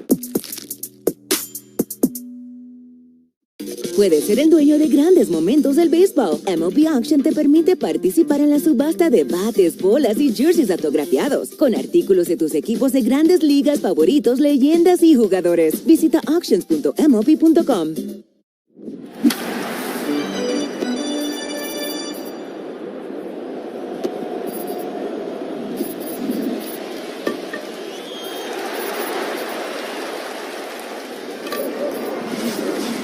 WDA and AM 620 and streaming live on iHeartRadio. Your Braves are holding a book drive on Sunday, August 2nd. Fans who donate 5 or more children's books will get a ticket voucher to a home game this season. For more information, visit RaysBaseball.com/library. Work for the Rays to do as we go to the 6th. They have just 2 base runners against Jake Bennett, who they had beaten twice earlier this year. Nick Fortes in the number 9 spot takes off speed, a changeup strike, 0-1. 15 outs recorded by Bennett, 10 of them, 3 pitches or fewer. He has been as efficient as you can be as an 0-1. Swing and a miss, a changeup, 0-2. And we talked about tone setting. This really sets a tone for a Boston team that has a tremendous bullpen. In fact, when you've got Whitlock and Chapman at the back end, it really becomes a 7-inning game. So that means you got 2 innings to do something against Bennett and company. 0-2. Bounced in. Did I get a piece of Fortes? He skipped out of the way. Or did he get hit? Yeah, he got hit. So an 0-2 off-speed pitch hits him on the bounce. And that is a monstrous break as the number 9 batter reaches. Well, look, the Rays have been really struggling finding guys to get on base in any kind of traffic at all. So this worked out nice. It was a breaking ball. It was a curveball by Bennett. He just tried to get nasty on it and spiked it right into the dirt and then bounced up and hit Fortes. Rays Baseball brought to you by Visit Tampa Bay. Find your perfect baseball getaway. Visit TampaBay.com. Go and you'll know. All right, can Yandy Diaz, who lined out his last time, get into one? Coming off his second All-Star game, the DH waiting. Swings and drives one toward the gap in right center. Over and back Abreu there. He has it measured. Onto the front of the track, makes the catch over his shoulder. Back to first Fortes. There's another quick out. Yeah, catch Jordan Davis at Tropicana Field on Saturday, August 15th, when the Rays take on the Baltimore Orioles. It's back-to-back entertainment, all-in-one ticket. Level up your experience with an on-field wristband. To get even closer to the music, visit RaysBaseball.com/Jordan. First pitch hitting, Yandy's the guy who's a king of hard contact, and that's reasonably hard, but not like he's rifling it out there. Another first pitch out, half dozen of them. Here's the pitch. Aranda squares to bunt and takes high for a ball 1-0. You find a way to get Jonathan aboard, and as tough a day as it's been for the Rays offensively, in this first game out of the break, Junior Caminero would be the tying run at the plate. Can Jonathan, who's walked and flied out, work his way on? 1-0 lefty on lefty here from Jeff Bennett. Swinging a ball, slash foul toward the upper deck, third base side. It's 1-1. Boy, Bennett just been controlling counts this entire afternoon. I mean, you're seeing this guy come out here, and he's sitting around 92, 93, somewhere in that range with the fastball. It shows you it's not all about velocity, right? It's about getting ahead of hitters. He's been ahead of hitters 74% of the time this afternoon. Major league average on first pitch strikes is around 60%. 1-1 is up and in. It's 2-1. I think there have been times, though, where the Rays haven't even given him a chance to get himself in any trouble. A little jumpy. Well, sometimes, again, it's a game of rhythm. And if you miss balls by an inch or less than that, you get soft contact instead of hard. 2-1. Aranda swings and misses at a high fastball at 90 miles an hour. And it's 2-2. Again, last time the Rays saw Bennett, they won 7-5 and scored 4 runs in 5 innings. So it's not like they haven't had success against him, but since that point, he's been dominating, and he's doing it again today. 2-2 with a man on. Outside corner called strike 3, and all the strikeouts for Bennett are on fastballs like that, looking, and that's in the middle part of the plate at 89 miles an hour. And crazy, right? Sinker located pretty much middle away, but obviously Jonathan Aranda looking for something totally different. You hardly ever see Aranda freeze up on a pitch like that, but at this point in time, Bennett's got him guessing. Here's Junior Caminero. A single, the only hit for the Rays so far, and he's also lined out. And he takes outside for a ball 1-0. Junior, again, coming off the hit by pitch by Riley O'Brien. I love the sportsmanship that O'Brien showed going into the Rays clubhouse, or the American League clubhouse, and checking on him. Of course, he was originally a Rays farmhand. Pitch is low for a ball, and it's 2-0 now on Junior, who with one swing can get the Rays right back in this game. 28 homers, leads the team. Fortes hit by a pitch at first. 2 outs, 6th inning. Rays without a threat today. 2-0 lefty to righty. Long hold to pitch. Outside, it's 3-0, and you almost get a feeling that Bennett wants nothing to do with Junior Caminero, with Ryan Vallejo waiting. 3 balls, no strikes. Does Junior get anything to hit here? I'd be surprised if he does. 3-0. Taking inside corner strike. And Junior thinking about challenging, and then said, you know what? I'm not going to challenge. Rays have just one left, and he would have been wrong had he challenged. I like the dance move he had. Wondering if he was going to be jogging to first base because he thought the pitch was inside. 3-1. Swinging a ball lifted in the air to shallow right. Easy play for Willie Abreu. Can't beneath it. He makes the catch.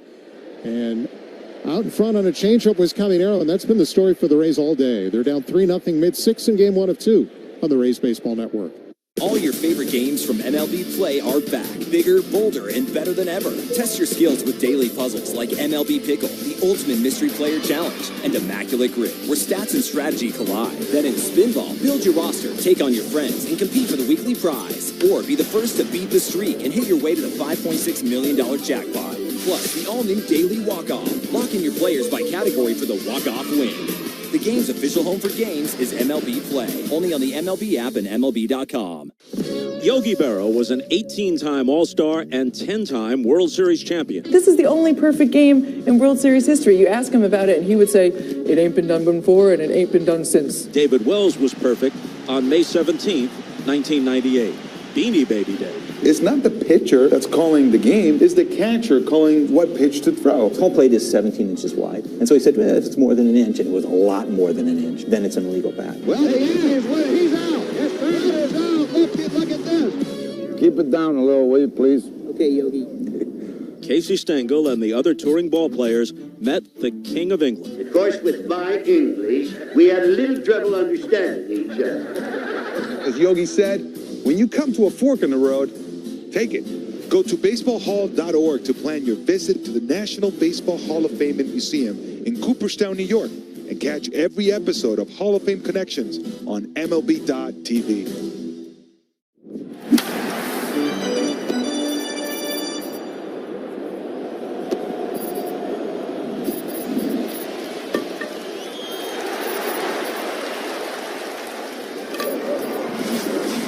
To your ballpark account with your ticket purchase. Then kick off the weekend with happy hour before first.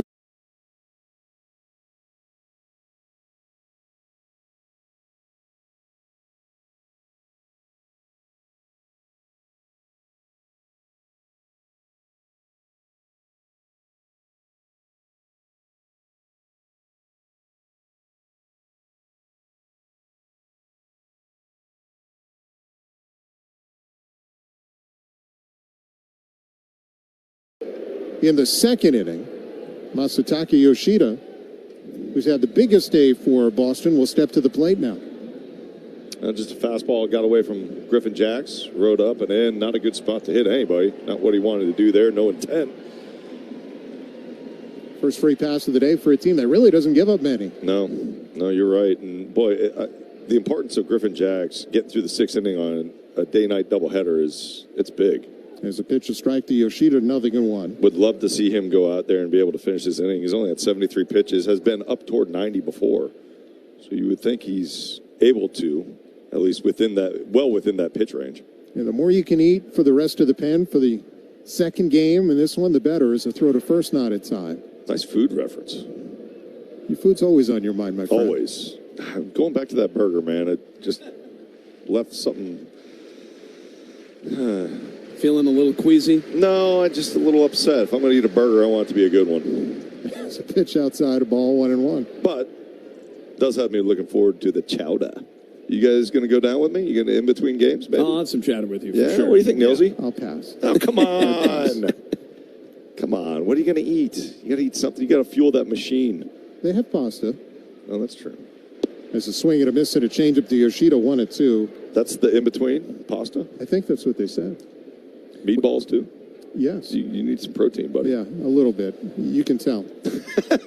I can't quite pump iron like my big friend Doug Weck. Oh, well, I've missed the gym here recently, but I appreciate it. It's a 1-2 inside, 2-2. Yoshida hasn't really missed anything, but hasn't really hit anything hard. He hit a double that was mishit that went rolling over the third base bag, and then he hit a home run right inside the pesky pole that might have beat the speed limit, but not much better than that. Barely. What was it, 87-mile-an-hour exit velocity? I've never seen a home run at such a low exit velocity in my life. Well, sometimes it's not how hard you hit him, but where you hit him. And boy, did he find two balls in the right spot today, and he's 2 for 2 with 2 extra base hits.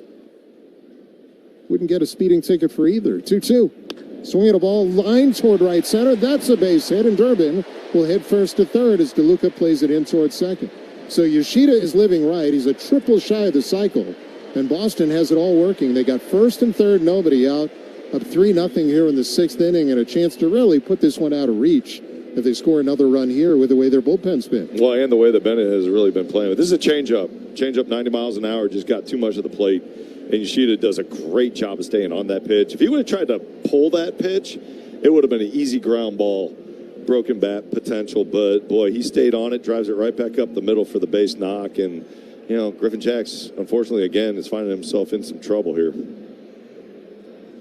And you want him to get as many outs as he possibly can because, again, the Rays not only have a day-night doubleheader today, they're playing 11 games in 10 days out of the All-Star break. And I almost look, Doug, as you look at the schedule, it's almost like it's a 17-game sprint right now for the Rays. Right. 17 games before the trading deadline. The better the position they're in, the more aggressive the front office can be. And it's always going to be dictated not by the front office. It's dictated by the players. Yeah, right. The players set the tone. If they play really well in this 17-game stretch and maintain or build on their lead, the Rays will be very aggressive.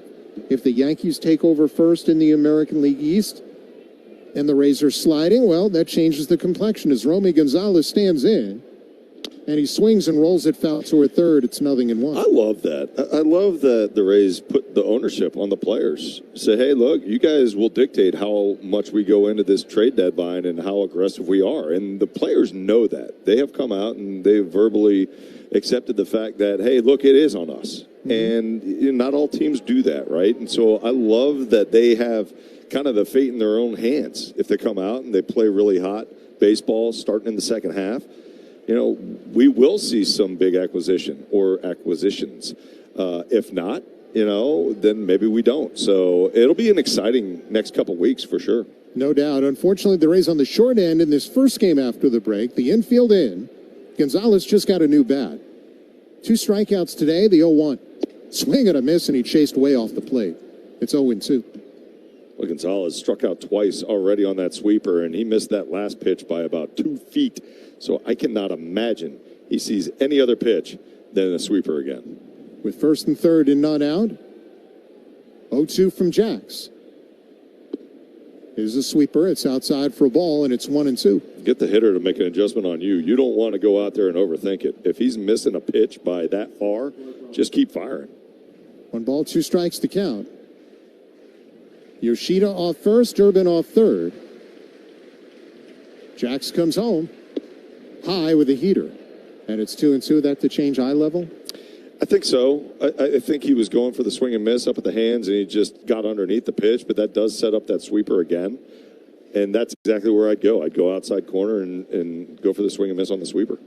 2-2 with men at the corners.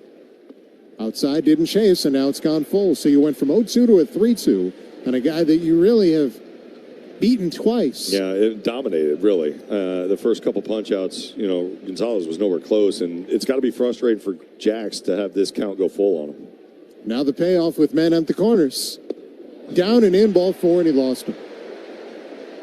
So the first free pass of the inning started the frame, a hit by pitch, then a single by Yoshida, and now a walk to Gonzalez, and the bases are loaded with nobody out, and the Rays already down 3-0 in the 6th inning. Yeah, and we're talking about Bennett throwing the ball extremely well. The Red Sox have an outstanding bullpen, and you really cannot give up many more runs at this point in the game. Jarren Duran just missed a 3-run homer his first time, with Johnny DeLuca making a great catch on a sac fly at the triangle. And the lefty takes way high and outside ball 1. He's also skied the other way to left. The infield is still in, bases loaded, none out. And Jax hoping to pull a Houdini act here in the 6th. Chris Roycroft up in the pen, 1-0. Swing and a ground ball off the glove of a leaping Williamson into right center hit. That'll score 2. First to third on the play goes Gonzalez. A single off the glove of Williamson for Jarren Duran. He's driven in 3, and Boston has opened this one up. It's 5-0 in the 6th inning. Well, unfortunate here, and Duran, you know, he gets a good piece of this, but Ben Williamson is playing up, right? And the fact that he was defensively shifted up on the grass is one of the main reasons he could not get to that baseball, even though he gave the effort, diving effort, and That should do it here for Griffin Jacks. It will. We've got a Weeble call to the bullpen. Chris Roycroft will probably be asked to finish this one. 5-0 Rays trail in the 6th on the Rays Baseball Network. I can't wait to have the best summer ever at Tropicana Field with the Tampa Bay Rays. I get to watch Rays baseball. Swung on and grounded toward the middle. Flag down by Walls. Steps on the back. Throws to third. He got him. Hang out with Rays. Let's head back to the Big Apple and head to Soto's Stomping Ground in Queens. Built in the shadows of Shea Stadium, Citi Field became the new home of the New York Mets in 2009. Citi, designed in the likeness of Ebbets Field, features a gorgeous brick facade and nods to baseball's past throughout the ballpark. Enter through the Jackie Robinson Rotunda and head towards Shea Bridge to catch a glimpse of the home run apple in center field. Or head over to FanFest, take a swing in the batting cages, and visit the Mets Museum. People come for the game, but many stay for the food. Voted Best Baseball Stadium Food for the past 4 seasons by USA Today Reader's Choice, you might as well eat yourself into a food coma.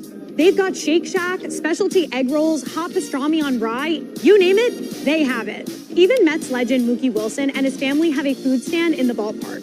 Between the action, keep your eyes peeled for Mr. and Mrs. Met and root hard for your favorite borough in the mascot race. Citi Field, one of the best. Puedes ser el dueño de grandes momentos del béisbol. MLB Auction te permite participar en la subasta de bates, bolas y jerseys autografiados, con artículos de tus equipos de grandes ligas favoritos, leyendas y jugadores. Visita auctions.mlb.com.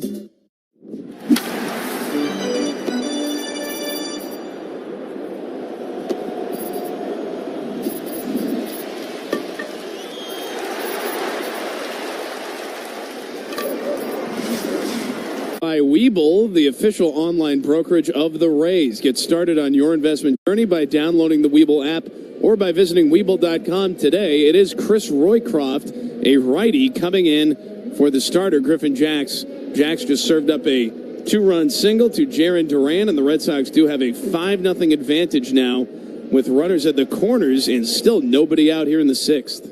And the Rays at this point will play the infield back. They will concede another run as they seek a double play against the catcher Narvaez. Carlos Narvaez bunts out in front of the plate, handled by the catcher Fortes. He pumps, now throws, and it goes up the right field line. Williamson late covering, a run scores.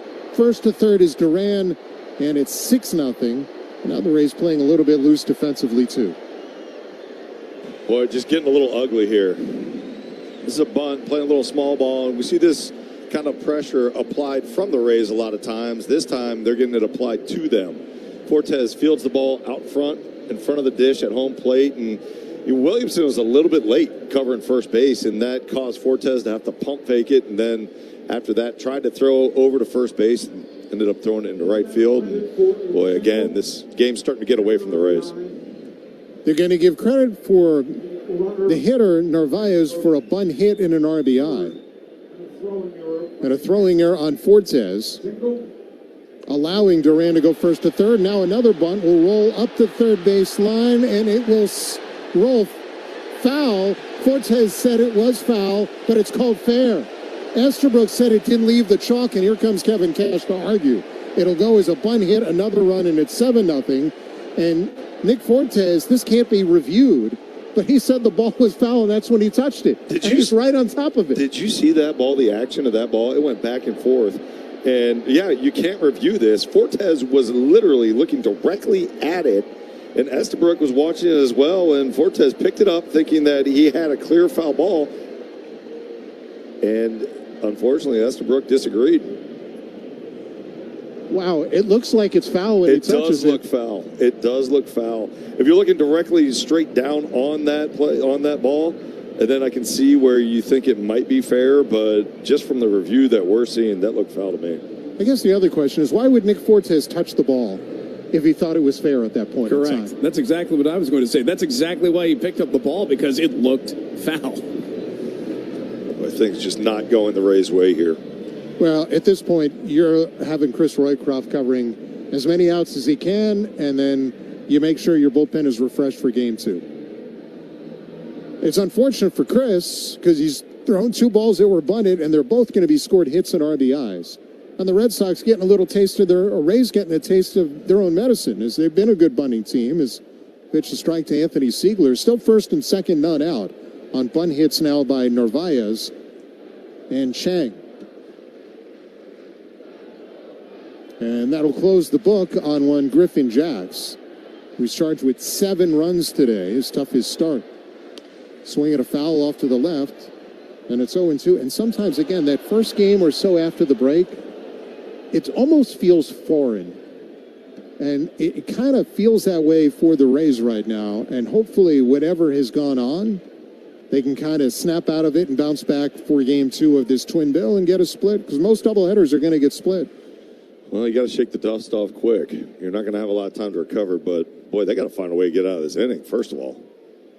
Did you see that fan miss that foul ball, by the way? I did not. Oh, boy, it was a doozy. Well, as long as they didn't get hurt. I think they had all-star break off as well. Late reaction time.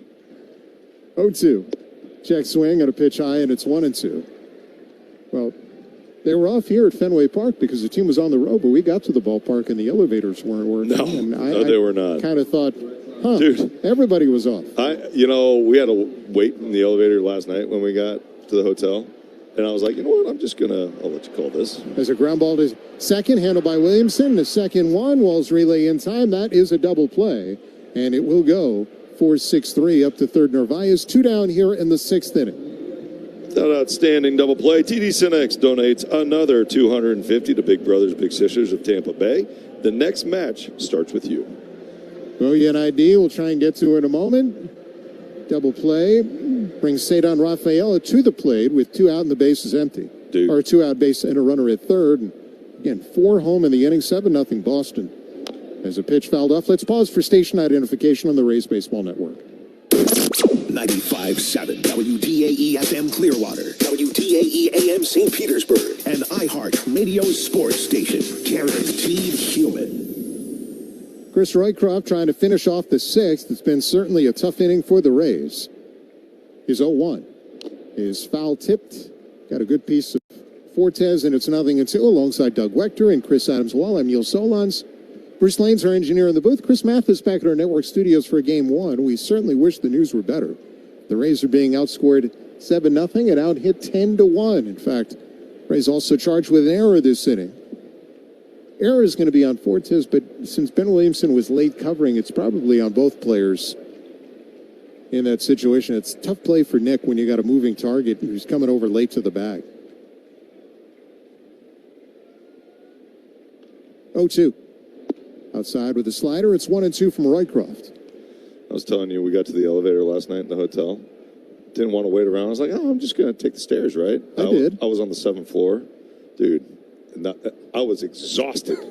I don't know if my bag was extra heavy. I don't know what happened, but I need to start rethinking my activities. It's a 1-2, a scratted foul to a third. It's still 1-2. I'm on the 6th floor. How'd you feel? It was uphill. I definitely was going uphill, but I made it okay. Well, you're a specimen, Neil. Yeah, you're Neil Walker. Yeah. Neil Walker. Yeah, I walked. I didn't run. Hey, did you get cardio this morning? Did you wake up early? Got 30 minutes in. Look at you. Just an animal. 1-2. Sliced foul to the right. It's still 1-2. Neil is a walking machine. Yeah, I know. I wanted to get up this morning, but turned out I didn't get a chance to. But I will get up tomorrow and make sure to walk the town. I think it was all the olives you had. Yes, it was. Held you back. I mean, dude, the amount of olives I had yesterday. As a foul to the screen, it's still 1-2. Is it olive a fruit or a vegetable? You count it as whatever you want. It's got to be healthy for you, right? So says you. Yeah, well, I don't know if I think it is healthy. You think? I'm going Maybe with not that, if you doctor. Eat all of the olives, right? I see what you did there. Well, the bag of chips, or the 15 bags of chips I had with it. 1-2 again. Swing and a foul. That got another good piece of Fortes, and it's still 1-2. Boy, he's getting beat up like he did the first half, right out of the break. Yeah, and you're talking about first game of a doubleheader, which most likely won't pitch or catch the next game, but still, makes it a long day. Been a long day already for the Rays. Again, they find themselves down by a 7-0 score. The Red Sox have scored 4 runs in this inning. It was hit batter, single, walk, 2-run single, and then a couple of bunt hits with an error on one of those bunt hits thrown in. So it's not like the Red Sox are hitting lasers all over the place. In fact, their hits in this inning were a soft single to right center and a ground ball off a glove and 2 bunt hits. So they're scoring runs without hitting the ball hard. It's just been a game where nothing has gone the Rays' way. And sometimes that's going to happen. 1-2. Swinging a chopper foul off the plate, still 1-2, and the crowd appreciating the effort by Rafaela here to stay alive and try and get a runner home from third with 2 out. Just got confirmation from Bruce. Olive is a fruit. Okay. Nutrient dense. So I feel great. You're denser than ever. That is a fantastic way to put it, Neil. What a wordsmith. 1-2 again. Swung on and looped toward the monster. This is trouble, and it is off the top of the wall. That'll score Narvaez from third into second, Rafaela. It's an 8-0 Boston lead. They have 5 runs now in the 6th inning. Outstanding at bat right there by Rafaela. I mean, this is just basically fighting off really good pitches, staying alive until a mistake is made. And Roycroft made the mistake by just putting that just over the heart of the plate, right? And, you know, not a terrible pitch, but Rafaela stayed on it and playing a little wall ball in left field with the monster. Now Wilyer Abreu will stand in, looking for his first hit of the day. It's been all Boston in game 1. The Rays were 5-1 against Boston entering play today. Pitch inside a ball, 1-0. And, you know, when the Rays were washed out, it was the day before Mother's Day, and the Rays were playing great baseball at that time. That was when they were on their 22-4 run. And I thought, boy, did they really need to rain the game out today? I'm sure a lot of others felt the same as a 1-0 pitch is down and in 2-0. And I guess they thought, hey, we might be better the next time we face them. Yeah, they were right. They certainly are. They're playing their best baseball, in position to win their 10th in a row and 15 out of 17. I mean, that's going from, they would go from 14 under 500 if they hold on, as Abreu now walked intentionally, bringing up Caleb Durbin, who started this mess, with a hit by pitch earlier in their 6th. First and second now, and 5 runs home. Rays are down 8-0 in the 6th inning. But the turnaround, I mean, that's not something you saw, right? Well, I didn't see it coming for the Red Sox. Who does see a 15-2? Right. I mean, just like when the Rays went 22-4, you never should expect to be that good for that long a period of time. It's hard. As a pitch taken low for a ball to Durbin, 1-0. I guess my surprise is more of the pitching and what they've done on the mound, their starters, their relievers. You know, of course, they're going to have a good bullpen. You know the names, Chapman, these guys in the bullpen. But the starters have been really, really good. And it's young guys like Jake Bennett, who has gone out there and dominated today. Ground ball hit the other way and a right of base hit. Rafaela rounds third. He'll come in and score. Throw goes toward third, and it's late. And Abreu held the bag as Caminero kept the tag on. It's a single the other way for Durbin. It is all Boston. They've sent 10 to the plate. They've scored 6 times, and they now lead at 9-0. And that was just a seeing-eye single the other way on the ground, not hit that hard. No, that was a good piece of hitting. And we've talked about it earlier today. You know, the Red Sox, the location of their hits have been perfect this entire afternoon. This is another one. This is a fastball. Roycroft threw it on the outside corner, and, you know, he just went with the pitch. And that's traditional baseball, and that's what you teach at a very young level, and that's how you hit an outside corner fastball. And because of that, they were able to play another run, and boy, everything is coming up Red Sox right now.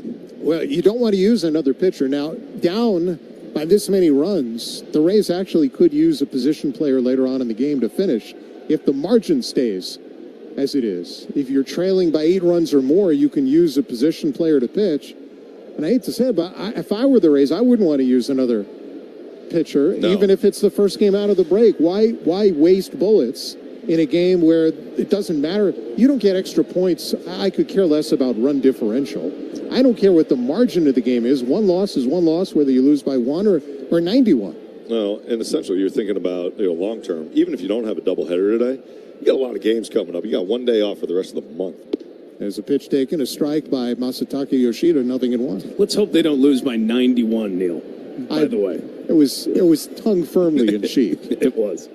Masataka Yoshida just a triple shy of the cycle, and I don't want him to get that either. First and third, 2 out. And the pitch is a strike, and it's 0-2. Well, that probably means Ben Williamson Yeah. Get on the mound again. He's kind of been their go-to position player. What's his ERA now? He works 4.5. Yeah, he works fast. I love how you know that without even looking it up. I'm glad you know. 0-2. Inside and low, and it's 1-2. Let me just check. Confirm. That was almost like AI Wall. AI Wall. He's got 4 innings on the year. 1-2 with 2 on and 2 out. Here it comes from Roycroft. And he fouls it off to the left into the seats, second level, and not caught. The fans are having a tough time with foul balls today. That one hit him right in the hands. You want to go yell at him? Yes. I'm a little upset now. I don't like the score of the game. I'm upset with the fans not catching these foul balls. Nilsy, I got a lot going on. I see that. I need more olives. We'll work on that between games. We'll put it in your chowder. 1-2 is swung and missed strike 3. Down on strikes Yoshida. So he's finally retired. And finally, so are the Red Sox. They lead 10-0 after 6 on the Rays. 9-0 after 6. It just feels like. Here we are, Arlington, Texas. This is the Grand Slam burger. So 2 patties, brisket, caramelized onion, American cheese, ranch aioli, or ranch mayo, if you will. Oh yeah, we're in Texas. Yeah. It's something that you definitely want to take a picture of and just put on the gram. I took a bite of it, but it still looks dope. It's a burger that looks great, but also delicious.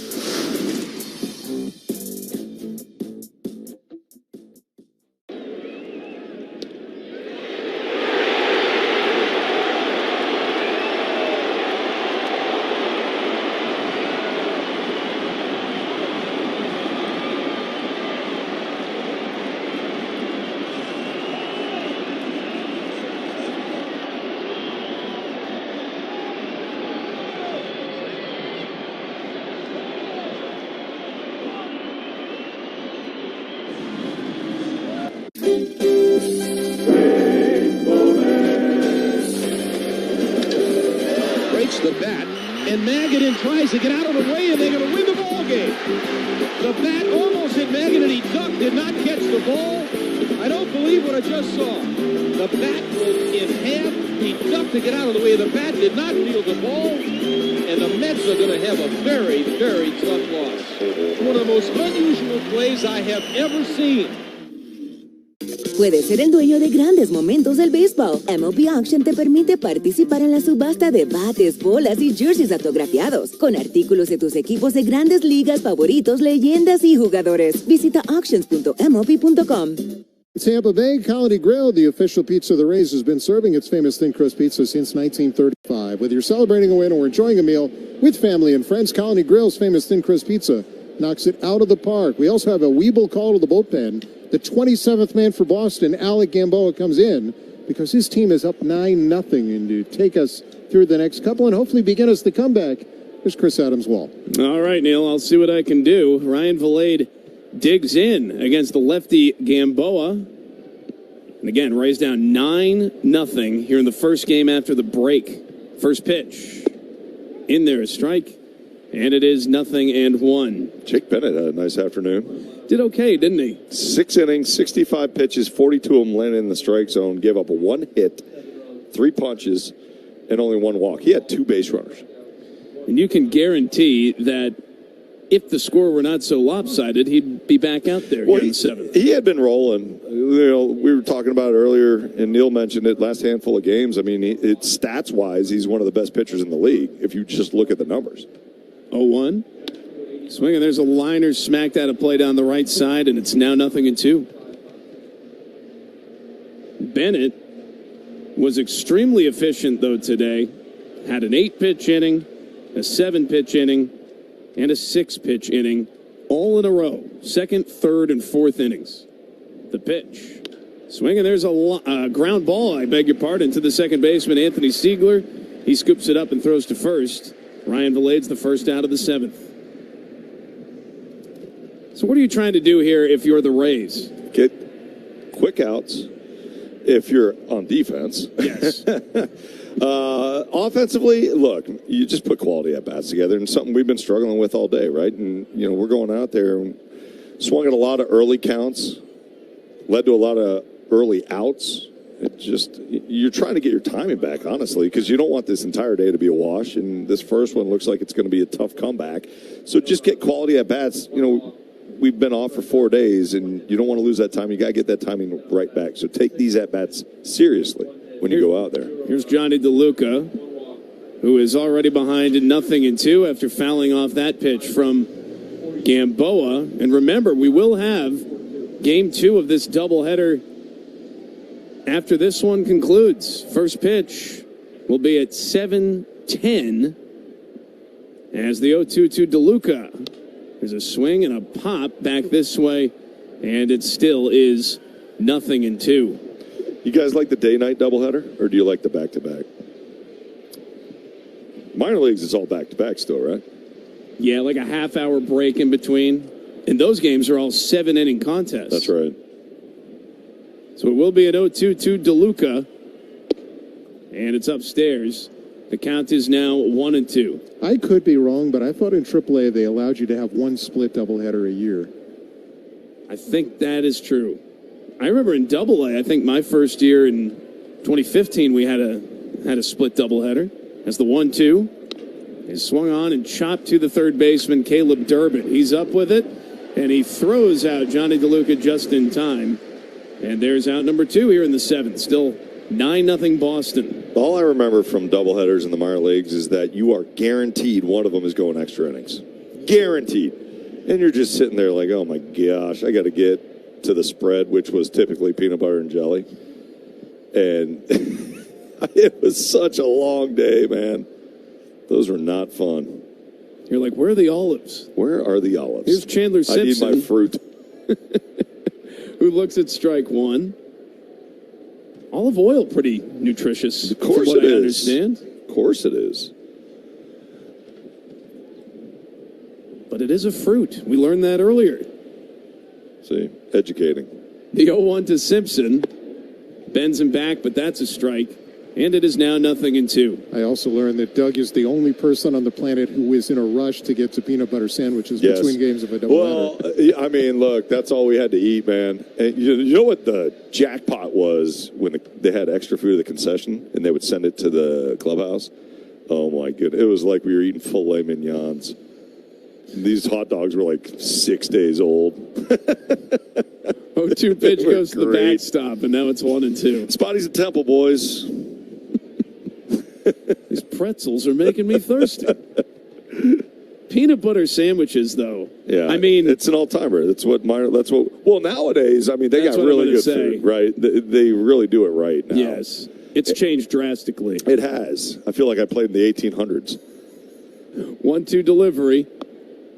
Chandler takes down and away, and it's 2 balls and 2 strikes. Well, it makes sense, though, right? You're investing in these guys. You want them to play at their their highest potential, and you do have to give them the right kind of fuel. And now, recently, I mean, they've addressed it, and the Rays do a really good job of, top to bottom in the organization, feeding these guys right.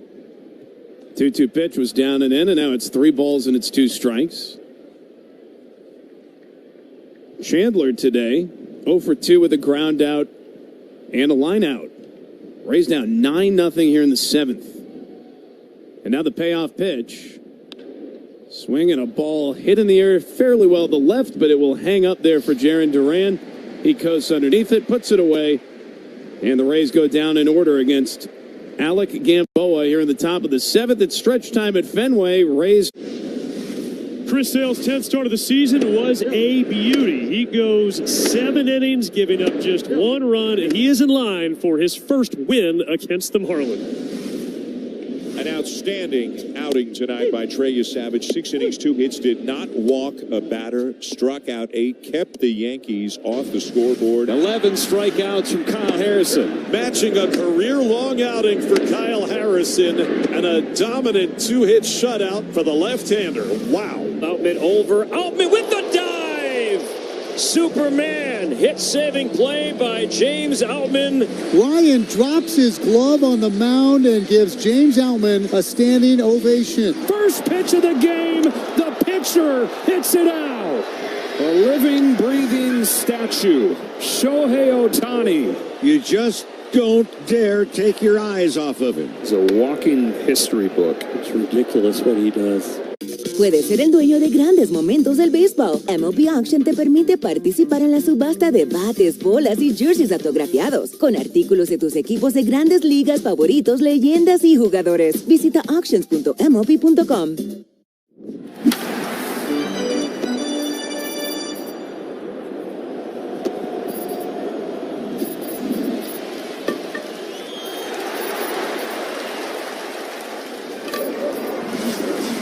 Yeti.com.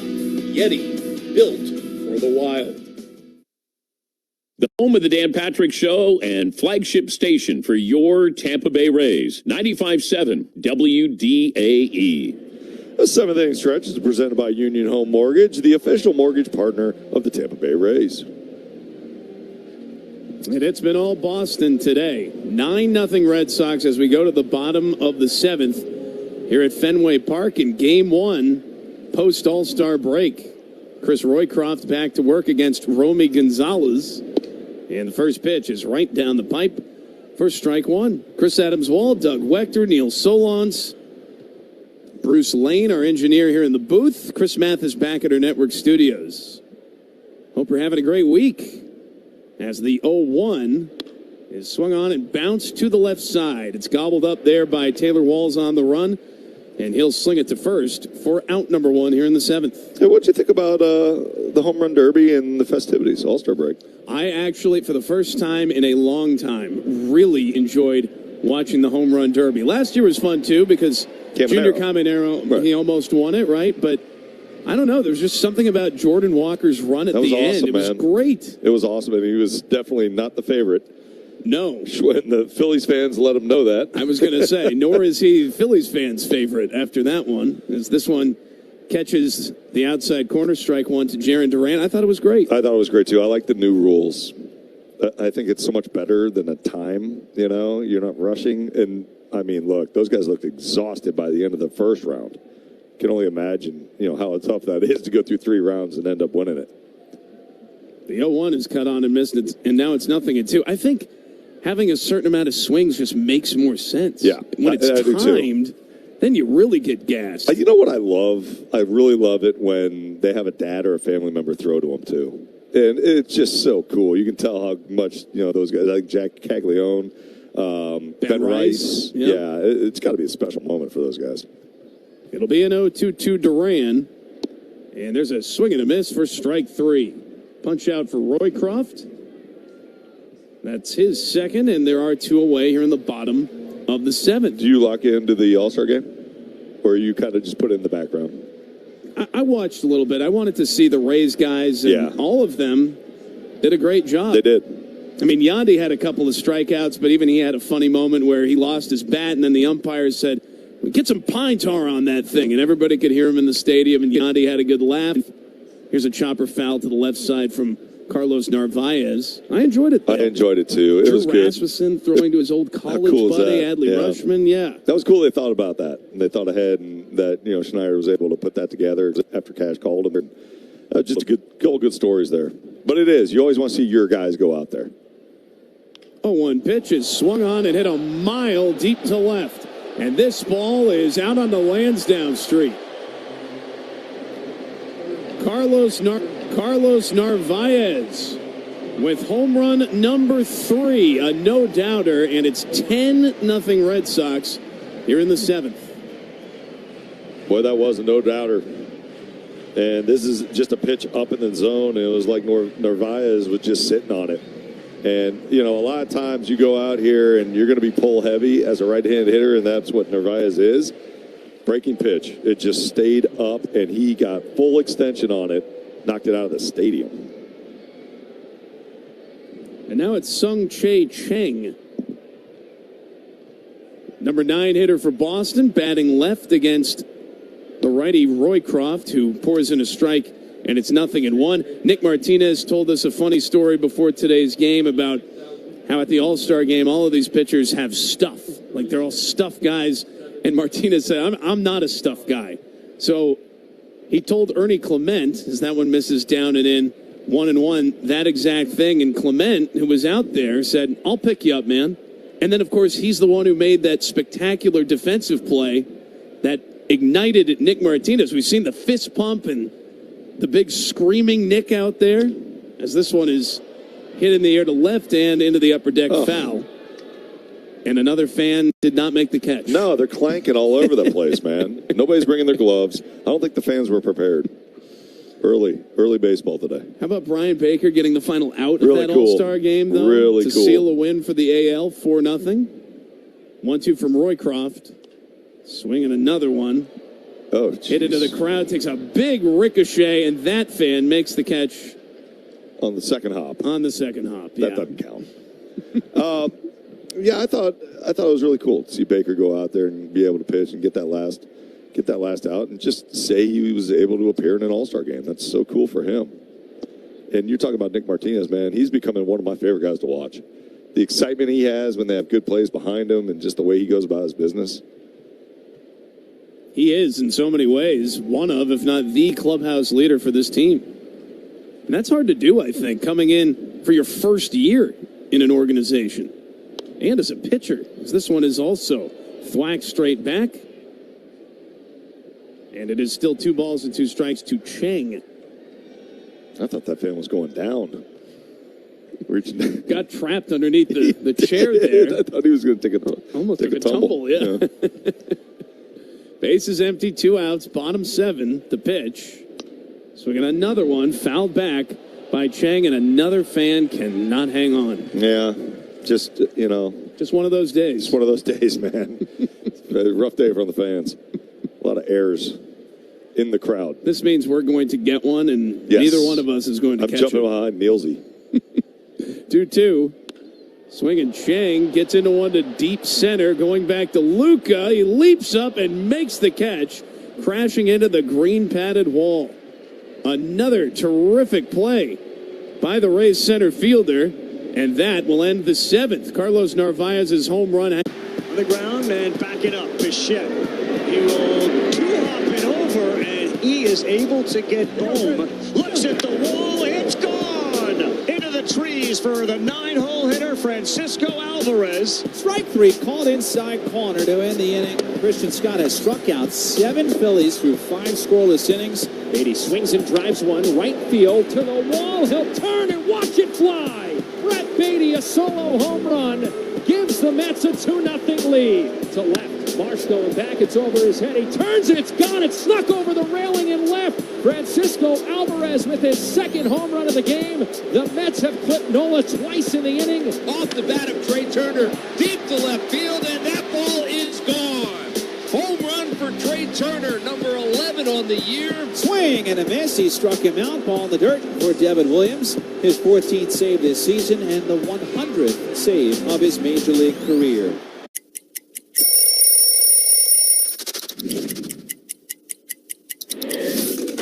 Wow. Old school D-backs jersey. This was our alternate jersey that we wore on Saturdays. I was the first team to wear the new colors. They called it Sedona Red. Don't mess up that color. Every time I wore this jersey, I would wear the high socks, black jersey, black hat. I just thought it was a really smooth look, and this is one that I'll never forget.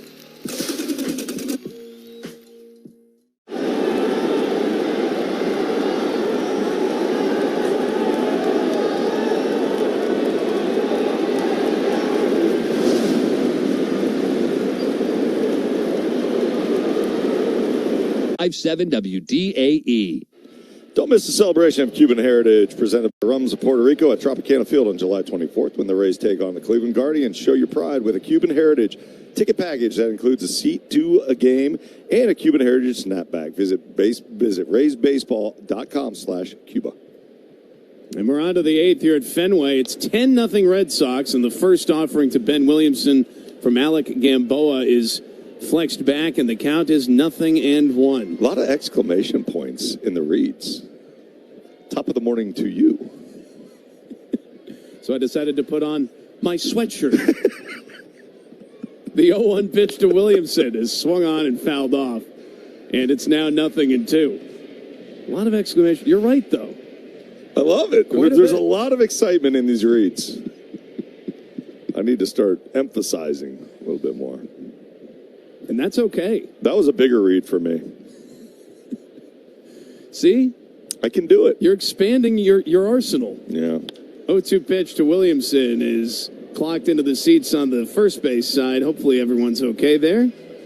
And the count is still 0-2. You know, I got a lot of memories of this ballpark. Pitching here is not the easiest thing in the world to do, but it is still one of the more historic, fun environments that you can get in the game of baseball. It's quirky. As the 0-2 pitch to Williamson is fouled back, and it is still 0-2. I mean, you got the triangle out in center field, 420 feet away. You got the pesky pole. That's coming to play also today. The Green Monster, of course. The one thing I question is, where does that ladder go on the Green Monster? I've wondered the same thing. The pitch is down and in. And now it's 1 ball and 2 strikes. It's just hanging there. It's just hanging there. You can't get to it. You need a ladder to get to the ladder. I don't understand it. I don't get it. No, well, we got Bruce telling me where the ladder came Bruce from. The ladder is extends from near the upper left portion of the scoreboard, 13 feet above the ground. Members of the grounds crew would use the ladder to retrieve home run balls from the netting. Aha! There you go. But how do you get up to the ladder from the ground? Another ladder would hang on it. Well, we got our answer. 2-2 pitch is line foul again, first base side, 2-2. Have you guys signed the wall? I haven't. No, I think I did last year. You need to do maybe. that. Yeah, I got to go in there. I need to go. I'm going to go in there maybe tomorrow and see if I can find my name. I know I signed it. Bruce just told us that you would connect another ladder to that ladder. Of course. It's the ladder. So you bring a ladder out to go get to the other ladder. 2-2 pitch is a one-hopper hit to the second baseman.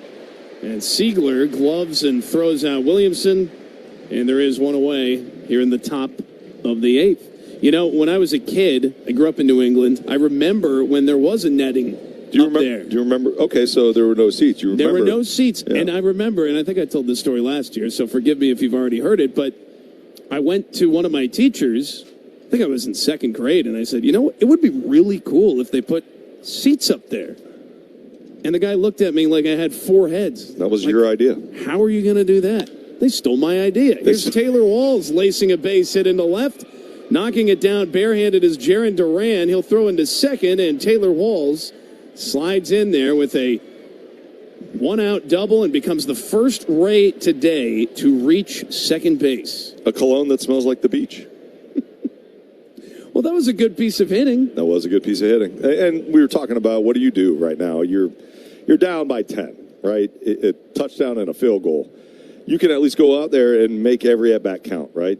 Continue to put together professional at-bats, see if you can get that timing going, because you got another game here in a few hours, and you want to be timed up for that one.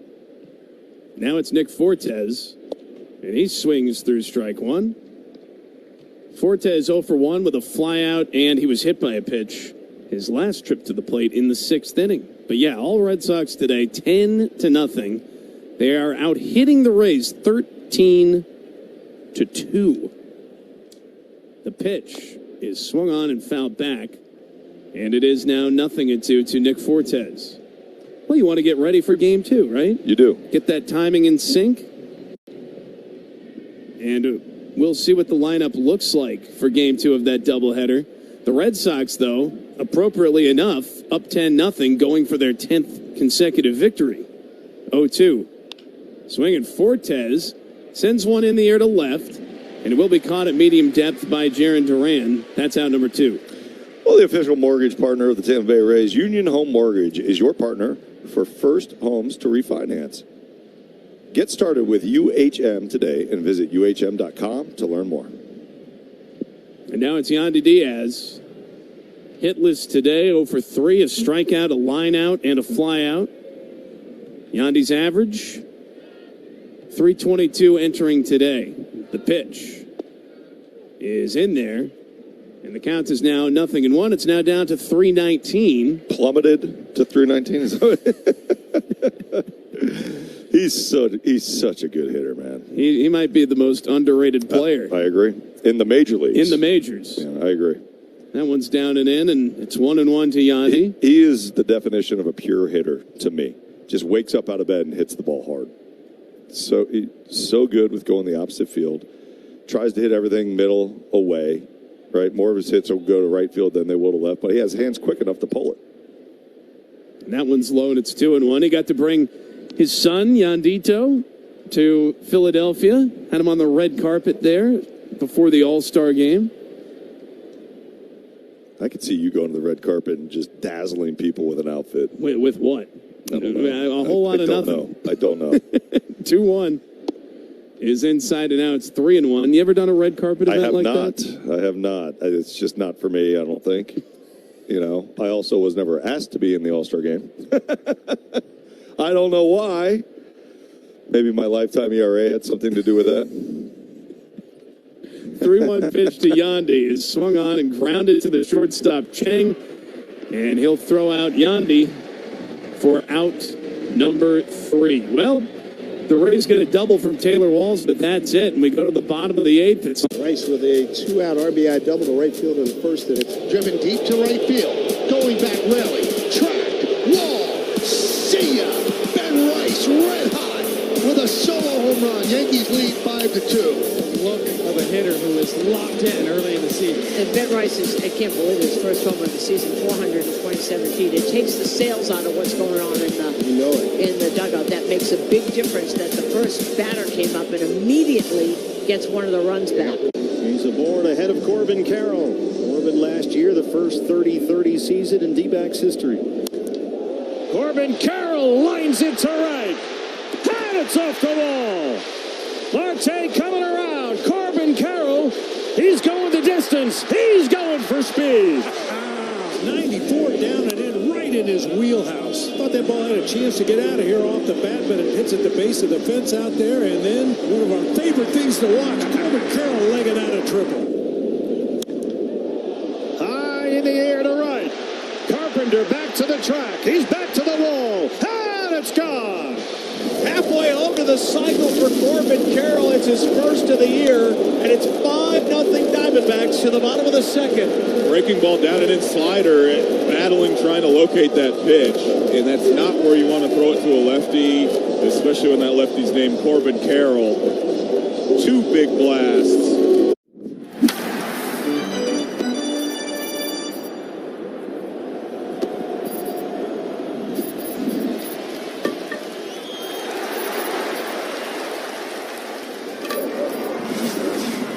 Ryan Valade is coming in from right field to play second base, and Victor Mesa Jr. is now the Rays right fielder with Williamson pitching, and the Rays down by a lot as we go to the bottom of the 8th inning. And yes, Sweet Caroline is reverberating around this ballpark, and Red Sox fans getting closer to celebrating a 10th consecutive win. So Ben Williamson into the game, the position player who is already making his 5th appearance on the mound this season, and he misfires with a lob, ball 1 to Anthony Siegler. There's a strike from Williamson, though, and now it's 1-1. Ben comes set and lets it fly. And there's a swing, and a ball popped out of play to the left side, and now it's 1-2. Working the outside corner. I like it. Did you really say let it fly when it's 45 miles an hour? Yeah. It's like Rookie of the Year. Float it. Here's a swing and a drive out to left. Coming in on a jog is Chandler Simpson, and he'll make the catch. And there's out number 1. Ben Williamson, we talked about this earlier, an ERA of 4.5. So he's actually done pretty well as far as position players pitching goes. Just throw strikes, don't get hurt. Hey, get ready for the best summer at Tropicana Field with the Rays. With a family pack, you can get tickets to the game, meals for everyone, and a parking pass. It starts at $27 a person. A perfect way to spend a summer day at Tropicana Field cheering on the Rays. More at raysbaseball.com/summer. Williamson comes set, and here's Cedon Rafaela, who takes a couple out of the zone, and it is now 2-0. 10-0 Red Sox here in the 8th inning. As Rafaela looks at a strike from Ben Williamson. Well, hopefully the Rays can just flush this one as quickly as possible and gear up for Game 2 of this twin bill. That'll be coming your way at 7:10 tonight with the pregame show at 6:30. 3-1. Swinging a fly ball out to shallow right center. Coming in now is Johnny DeLuca, and he cuts off and calls off Victor Mesa Jr. and squeezes it. And there's out number 2. Well, coming into today, I saw something that Bruce had on his whiteboard, and sadly, it was about Brenda Fricker, the famous actress who has passed away at the age of 81. As Wilyer Abreu takes a strike. You might remember her from My Left Foot. She won an Oscar for that, but also she's the pigeon lady in Home Alone 2. As that one's lined out to center for a base hit, and Abreu's on with a 2-out single here in the 8th. There is a tie into baseball. She's also the mom in Angels in the Outfield. Oh, really? Yes. Oh, okay. Underrated movie. I loved Angels in the Outfield. I think Matthew McConaughey was in that. McConaughey's in it. So is Danny Adrian Glover. Brody is in that movie. Adrian Brody? He's played baseball. Danny Hammerling. Hammerling for Mitchell. But yeah, it's a loaded cast. Danny Glover, of course.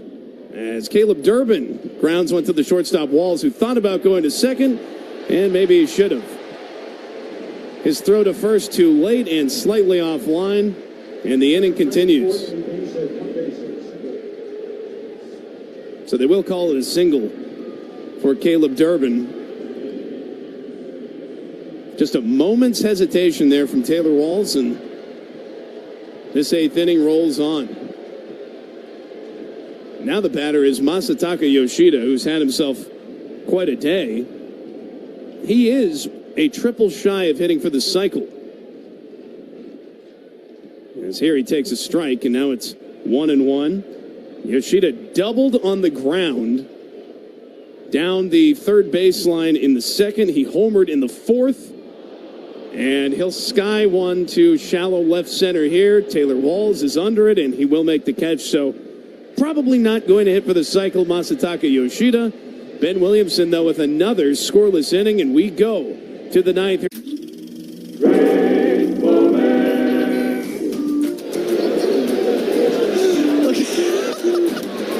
Being chased by something. Bo Jackson's not afraid of a pack of gorillas, and a little bee just chased him out of the batter's box. He's gone, Bo. 3-0 to Bo. He's hacking. Well, my way, God, Lordy, he just killed him.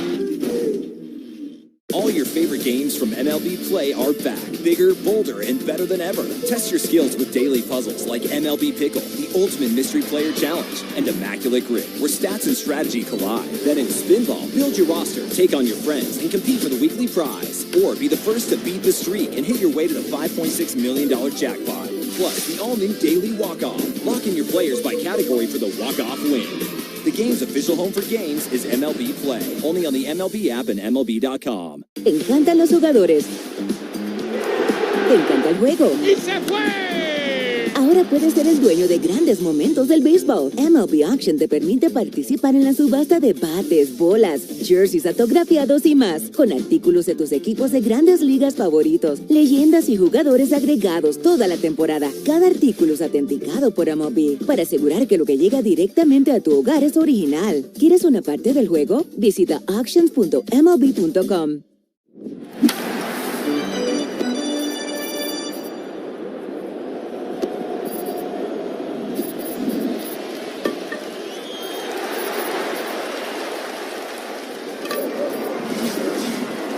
We are 95.7 WDAE.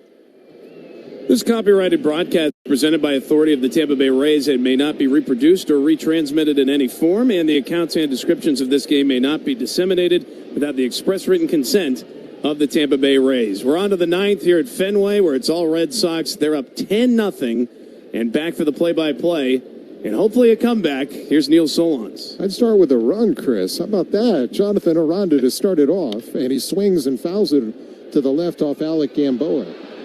On the count, 0-1. You know, Gamboa is the 27th man. You are allowed an extra man for a doubleheader. And he's the only reliever the Red Sox have needed. He could get a 3-inning save. And you may say, what's he saving? It's 10-0. The pitch. Swung on and fought off foul to the left, and it's 0-2. Well, the rule says that if you pitch the final 3 innings of a game, and your team is ahead when you come in, you earn a save. No, regardless of the score, it could be 15-0, it could be 20-0, it could be 18-2. 3-inning save is a 3-inning save as a pitch line foul to the left, and it's still 0-2. And more than that, he actually is saving the rest of the Red Sox bullpen for Game 2, and they're going to start Eduardo Rivera, who's hardly pitched in the major leagues in the nightcap, and he's been mostly a bullpen guy for Boston. So they could run a bullpen game in Game 2, and they actually would have a full bullpen. Well, the Rays will have to decide on their pitching plan after using just Chris Roycroft in Game 1. So both teams should be in good shape pitching-wise for Game 2. 0-2 again. Swung on and lined off of Gamboa. Goes to pick it up on the grass and now throws to first and in time. And he says he's okay. He said it got him on the wrist on his glove hand. And there's one out here in the ninth inning. Well, that was a pretty nice play by Gamboa. This is a comebacker. It was laced right up the middle from Jonathan Aranda. And it hits him in the wrist, and he was able to recover. Throws a strike over to first base. But you're right. I mean, look, as bad as this first game has gone for the Tampa Bay Rays, the good news is they only had to go to the bullpen once. Really. I mean, of course, Williamson jumped in there too, but they do have a full bullpen going into Game 2. And you got to, I guess it's a day game tomorrow, 4 o'clock. So quick turnaround. There's the pitch. Swung on, fouled straight back by Junior Caminero, 0-1. I think you're just looking for something positive to take into the nightcap. It'd be nice to see Junior or somebody run into one here and at least get the Rays off the schneid and not get goose-egged in the first game out of the break, especially as well as they're playing. They still will have the best record in the American League. The pitch. Swung on and missed. Fastball at 95, and it's 0-2, but it certainly doesn't feel good when you're down 10-0 in your first game out of the All-Star break. And not only that, Boston has barely used over 100 pitches to get to this point today. The Rays have had one runner to second base. 0-2. Swung on, fouled straight back. That was a curveball right in the center part of the plate, and it's still 0-2 on Junior, who has one of the only 2 hits for the Rays. The other one, a Taylor Walls double last inning. He's also lined out and flied out. Next pitch coming from Gamboa. Swinging a foul straight back. It's still 0-2. During mid-90s for the most part. And again, called up to soak up some innings. Who knew that he'd be pitching in Game 1 of the doubleheader? Usually if you're the 27th man and you're pitching in Game 1, it means the game is lopsided, and Boston happy it's in their favor with a 10-0 lead. Next 2-strike pitch is swung on and missed, and Caminero down on strikes. That's only the 4th strikeout for Boston pitching, and they're now 1 out away. And it's been that kind of game for the Rays. The good thing is it counts as 1. If you find a way to answer, it's a split. It doesn't feel like it, though, does it? Well, you'll see how quickly you can respond as Ryan Vallee, the last hope for the Rays. Here's the pitch to Vallee. Swung on and grounded hard to third, backing up and fielding in between Hop Durbin, throws in the dirt, and Gonzalez can't pick it. If that went, it would have just been typical of the way the entire day has gone. I would assume that's an infield hit for Vallee, and it is just the 3rd hit for the Rays. Outstanding effort over by Durbin. We've seen some really good plays for, I guess you could say, both sides defensively, but boy, the Red Sox, you can see how they're winning now. And you know, it's not necessarily the home run ball, even though we saw one leave the yard today, or 2 leave the yard today from the Red Sox, but pitching and defense. I mean, their pitching's been outstanding today, and they've showed off the glove as well. Johnny DeLuca will try and keep hope alive as he takes a fastball high inside from the right side, 1-0. Curious how the Rays roll out their lineup for Game 2, because they are going to have another lefty starting on the other side, but the Red Sox can just match up the whole game if they so desire. 1-0. Swinging a ball looped in the air to first, shut in the game. Gonzalez fighting the sun, makes the catch in foul ground. And the first game after the All-Star break, the best team record-wise in the American League beat up by the hottest team. The Red Sox make it 10 consecutive wins as they score 6 runs in the 6th inning and roll to a 10-0 victory over Tampa Bay.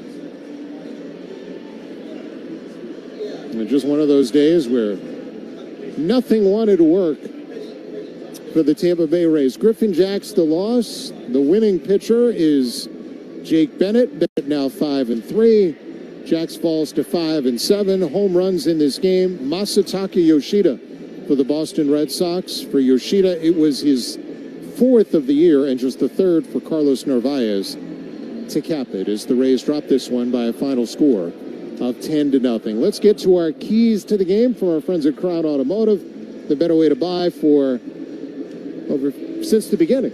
And Chris, your key today. Well, Neil, at least here in game one team looked like they were ready to play, and the other one looked like they had 4 days off. Now, of course, they both did.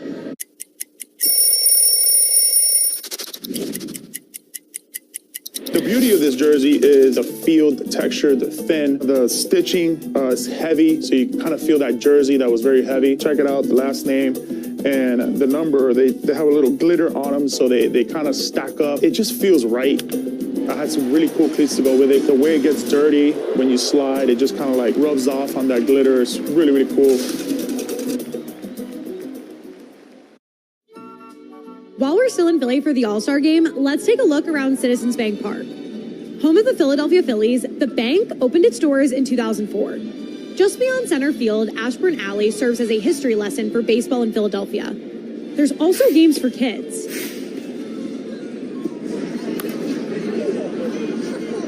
And tons of great restaurants. You can come to Philly and not have a Philly cheesesteak, or try a Sanchez slider, the Schwarbomb sundae, and come on, Bull's barbecue. I mean, delicious. And once you've got your hands on some grub, quickly find your seat. You don't want to miss a thing. Up the middle, and the American League cashes in. Oh, God. Wow, that ball is absolutely destroyed by Miguel Vargas. And the American League has pitched the first shutout in the All-Star game in 13 years. It's been a treat, Philly. See you next time. Baldwin has been the impact player today offensively for the Braves, and now he hits one high in the air to left center field. Clark surveying. He leaps. He got it. Denzel Clark, his first home run robbery of the year, comes in Atlanta. That's why he's out there. A Superman catch from Clark. And he tracks it the entire way. Times his leap like he's been playing center field here at Truist Park for 10 years. Lane, our engineer of the booth, and Chris Mathis back in our network studios. Again, Rays fall in game one, 10-0 to Boston. Chris has the postgame after this on the Rays Baseball Network. With Spectrum, I never miss. I feel incredible. Never miss a homer. Because I don't have the right app. Never miss one of these. Because I can't find my game. Spectrum makes it easy. All your favorite streaming apps with live TV at no extra cost. I never miss. If Rays pitchers strike out 10 batters during a home game, visit CanesStrikeout.com to redeem a voucher for a free Busch Gardens ticket at any Canes Furniture location within 5 days of the game. Restrictions apply. For more information, just visit CanesStrikeout.com.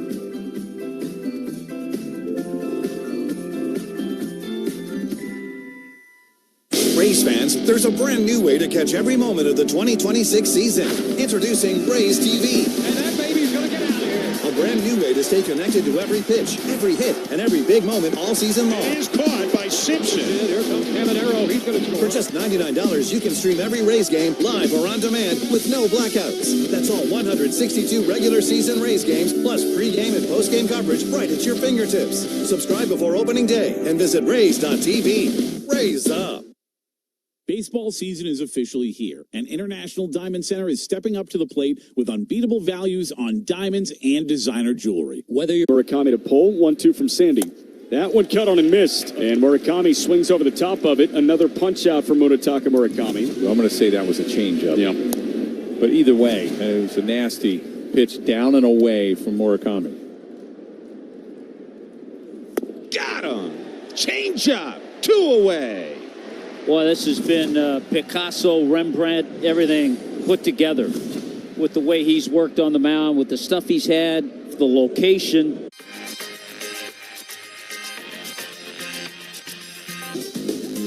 To see all this excitement around what I love to do growing up, it's crazy. What's your favorite thing about this whole event so far? The fusion of sports, entertainment, and cards. Because to me, cards have always been entertainment, and they're getting their just dessert now.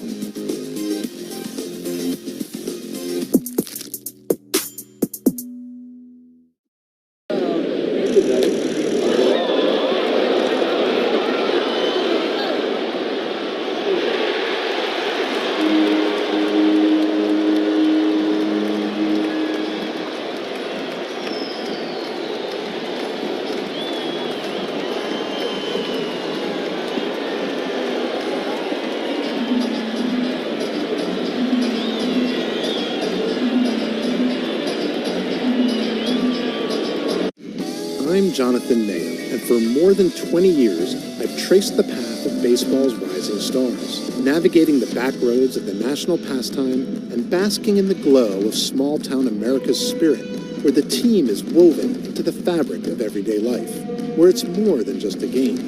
It's a celebration of the people, the traditions, and the culture that give these places their soul. This is Grassroots. Puedes ser el dueño de grandes momentos del béisbol. MLB Auction te permite participar en la subasta de bates, bolas y jerseys autografiados, con artículos de tus equipos de grandes ligas favoritos, leyendas y jugadores. Visita auctions.mlb.com.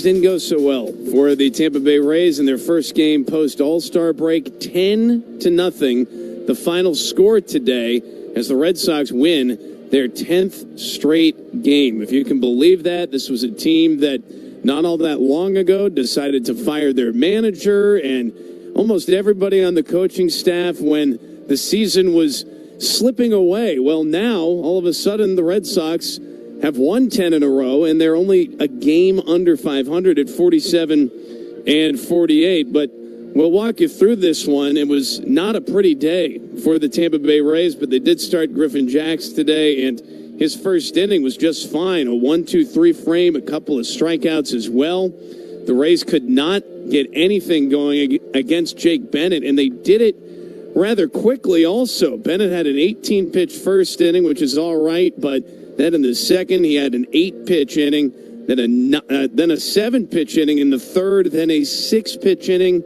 in the fourth. The Rays did manage to get their lone hit off Bennett in the fourth inning, and that was a Junior Caminero single. But they really had no answers for Boston's pitching staff. And today, they finished the game with just 3 hits, and only one player got to second base. That was Taylor Walls on a 1-out double in the 8th inning. Meanwhile, the Red Sox offense rolled today, and it all started in the bottom of the second. Back-to-back hits, a single from Caleb Durbin, and then a double, a lucky one too, a bouncer down the third baseline from Masataka Yoshida. And after Romy Gonzalez struck out, Jarren Duran gave it a ride to straightaway center, got into the triangle there in near the 420 side, but Johnny DeLuca made a fantastic leaping catch out there. But that, of course, led to the sac fly, and it was 1-0 Boston. Carlos Narvaez added an RBI single in the next plate appearance, and just like that, it was 2-0 Red Sox. Then in the fourth, it was Masataka Yoshida just sneaking a solo home run in near the pesky pole out there in right field. And just like that, it was 3-0 Red Sox. And it remained a 3-0 ball game until the 6th inning. And that's when the wheels effectively came off for the Rays. A 2-run single by Jarren Duran after the bases were loaded on a hit by pitch, a single and a walk. Jack served up the 2-run single and then was pulled for Chris Roycroft. Roycroft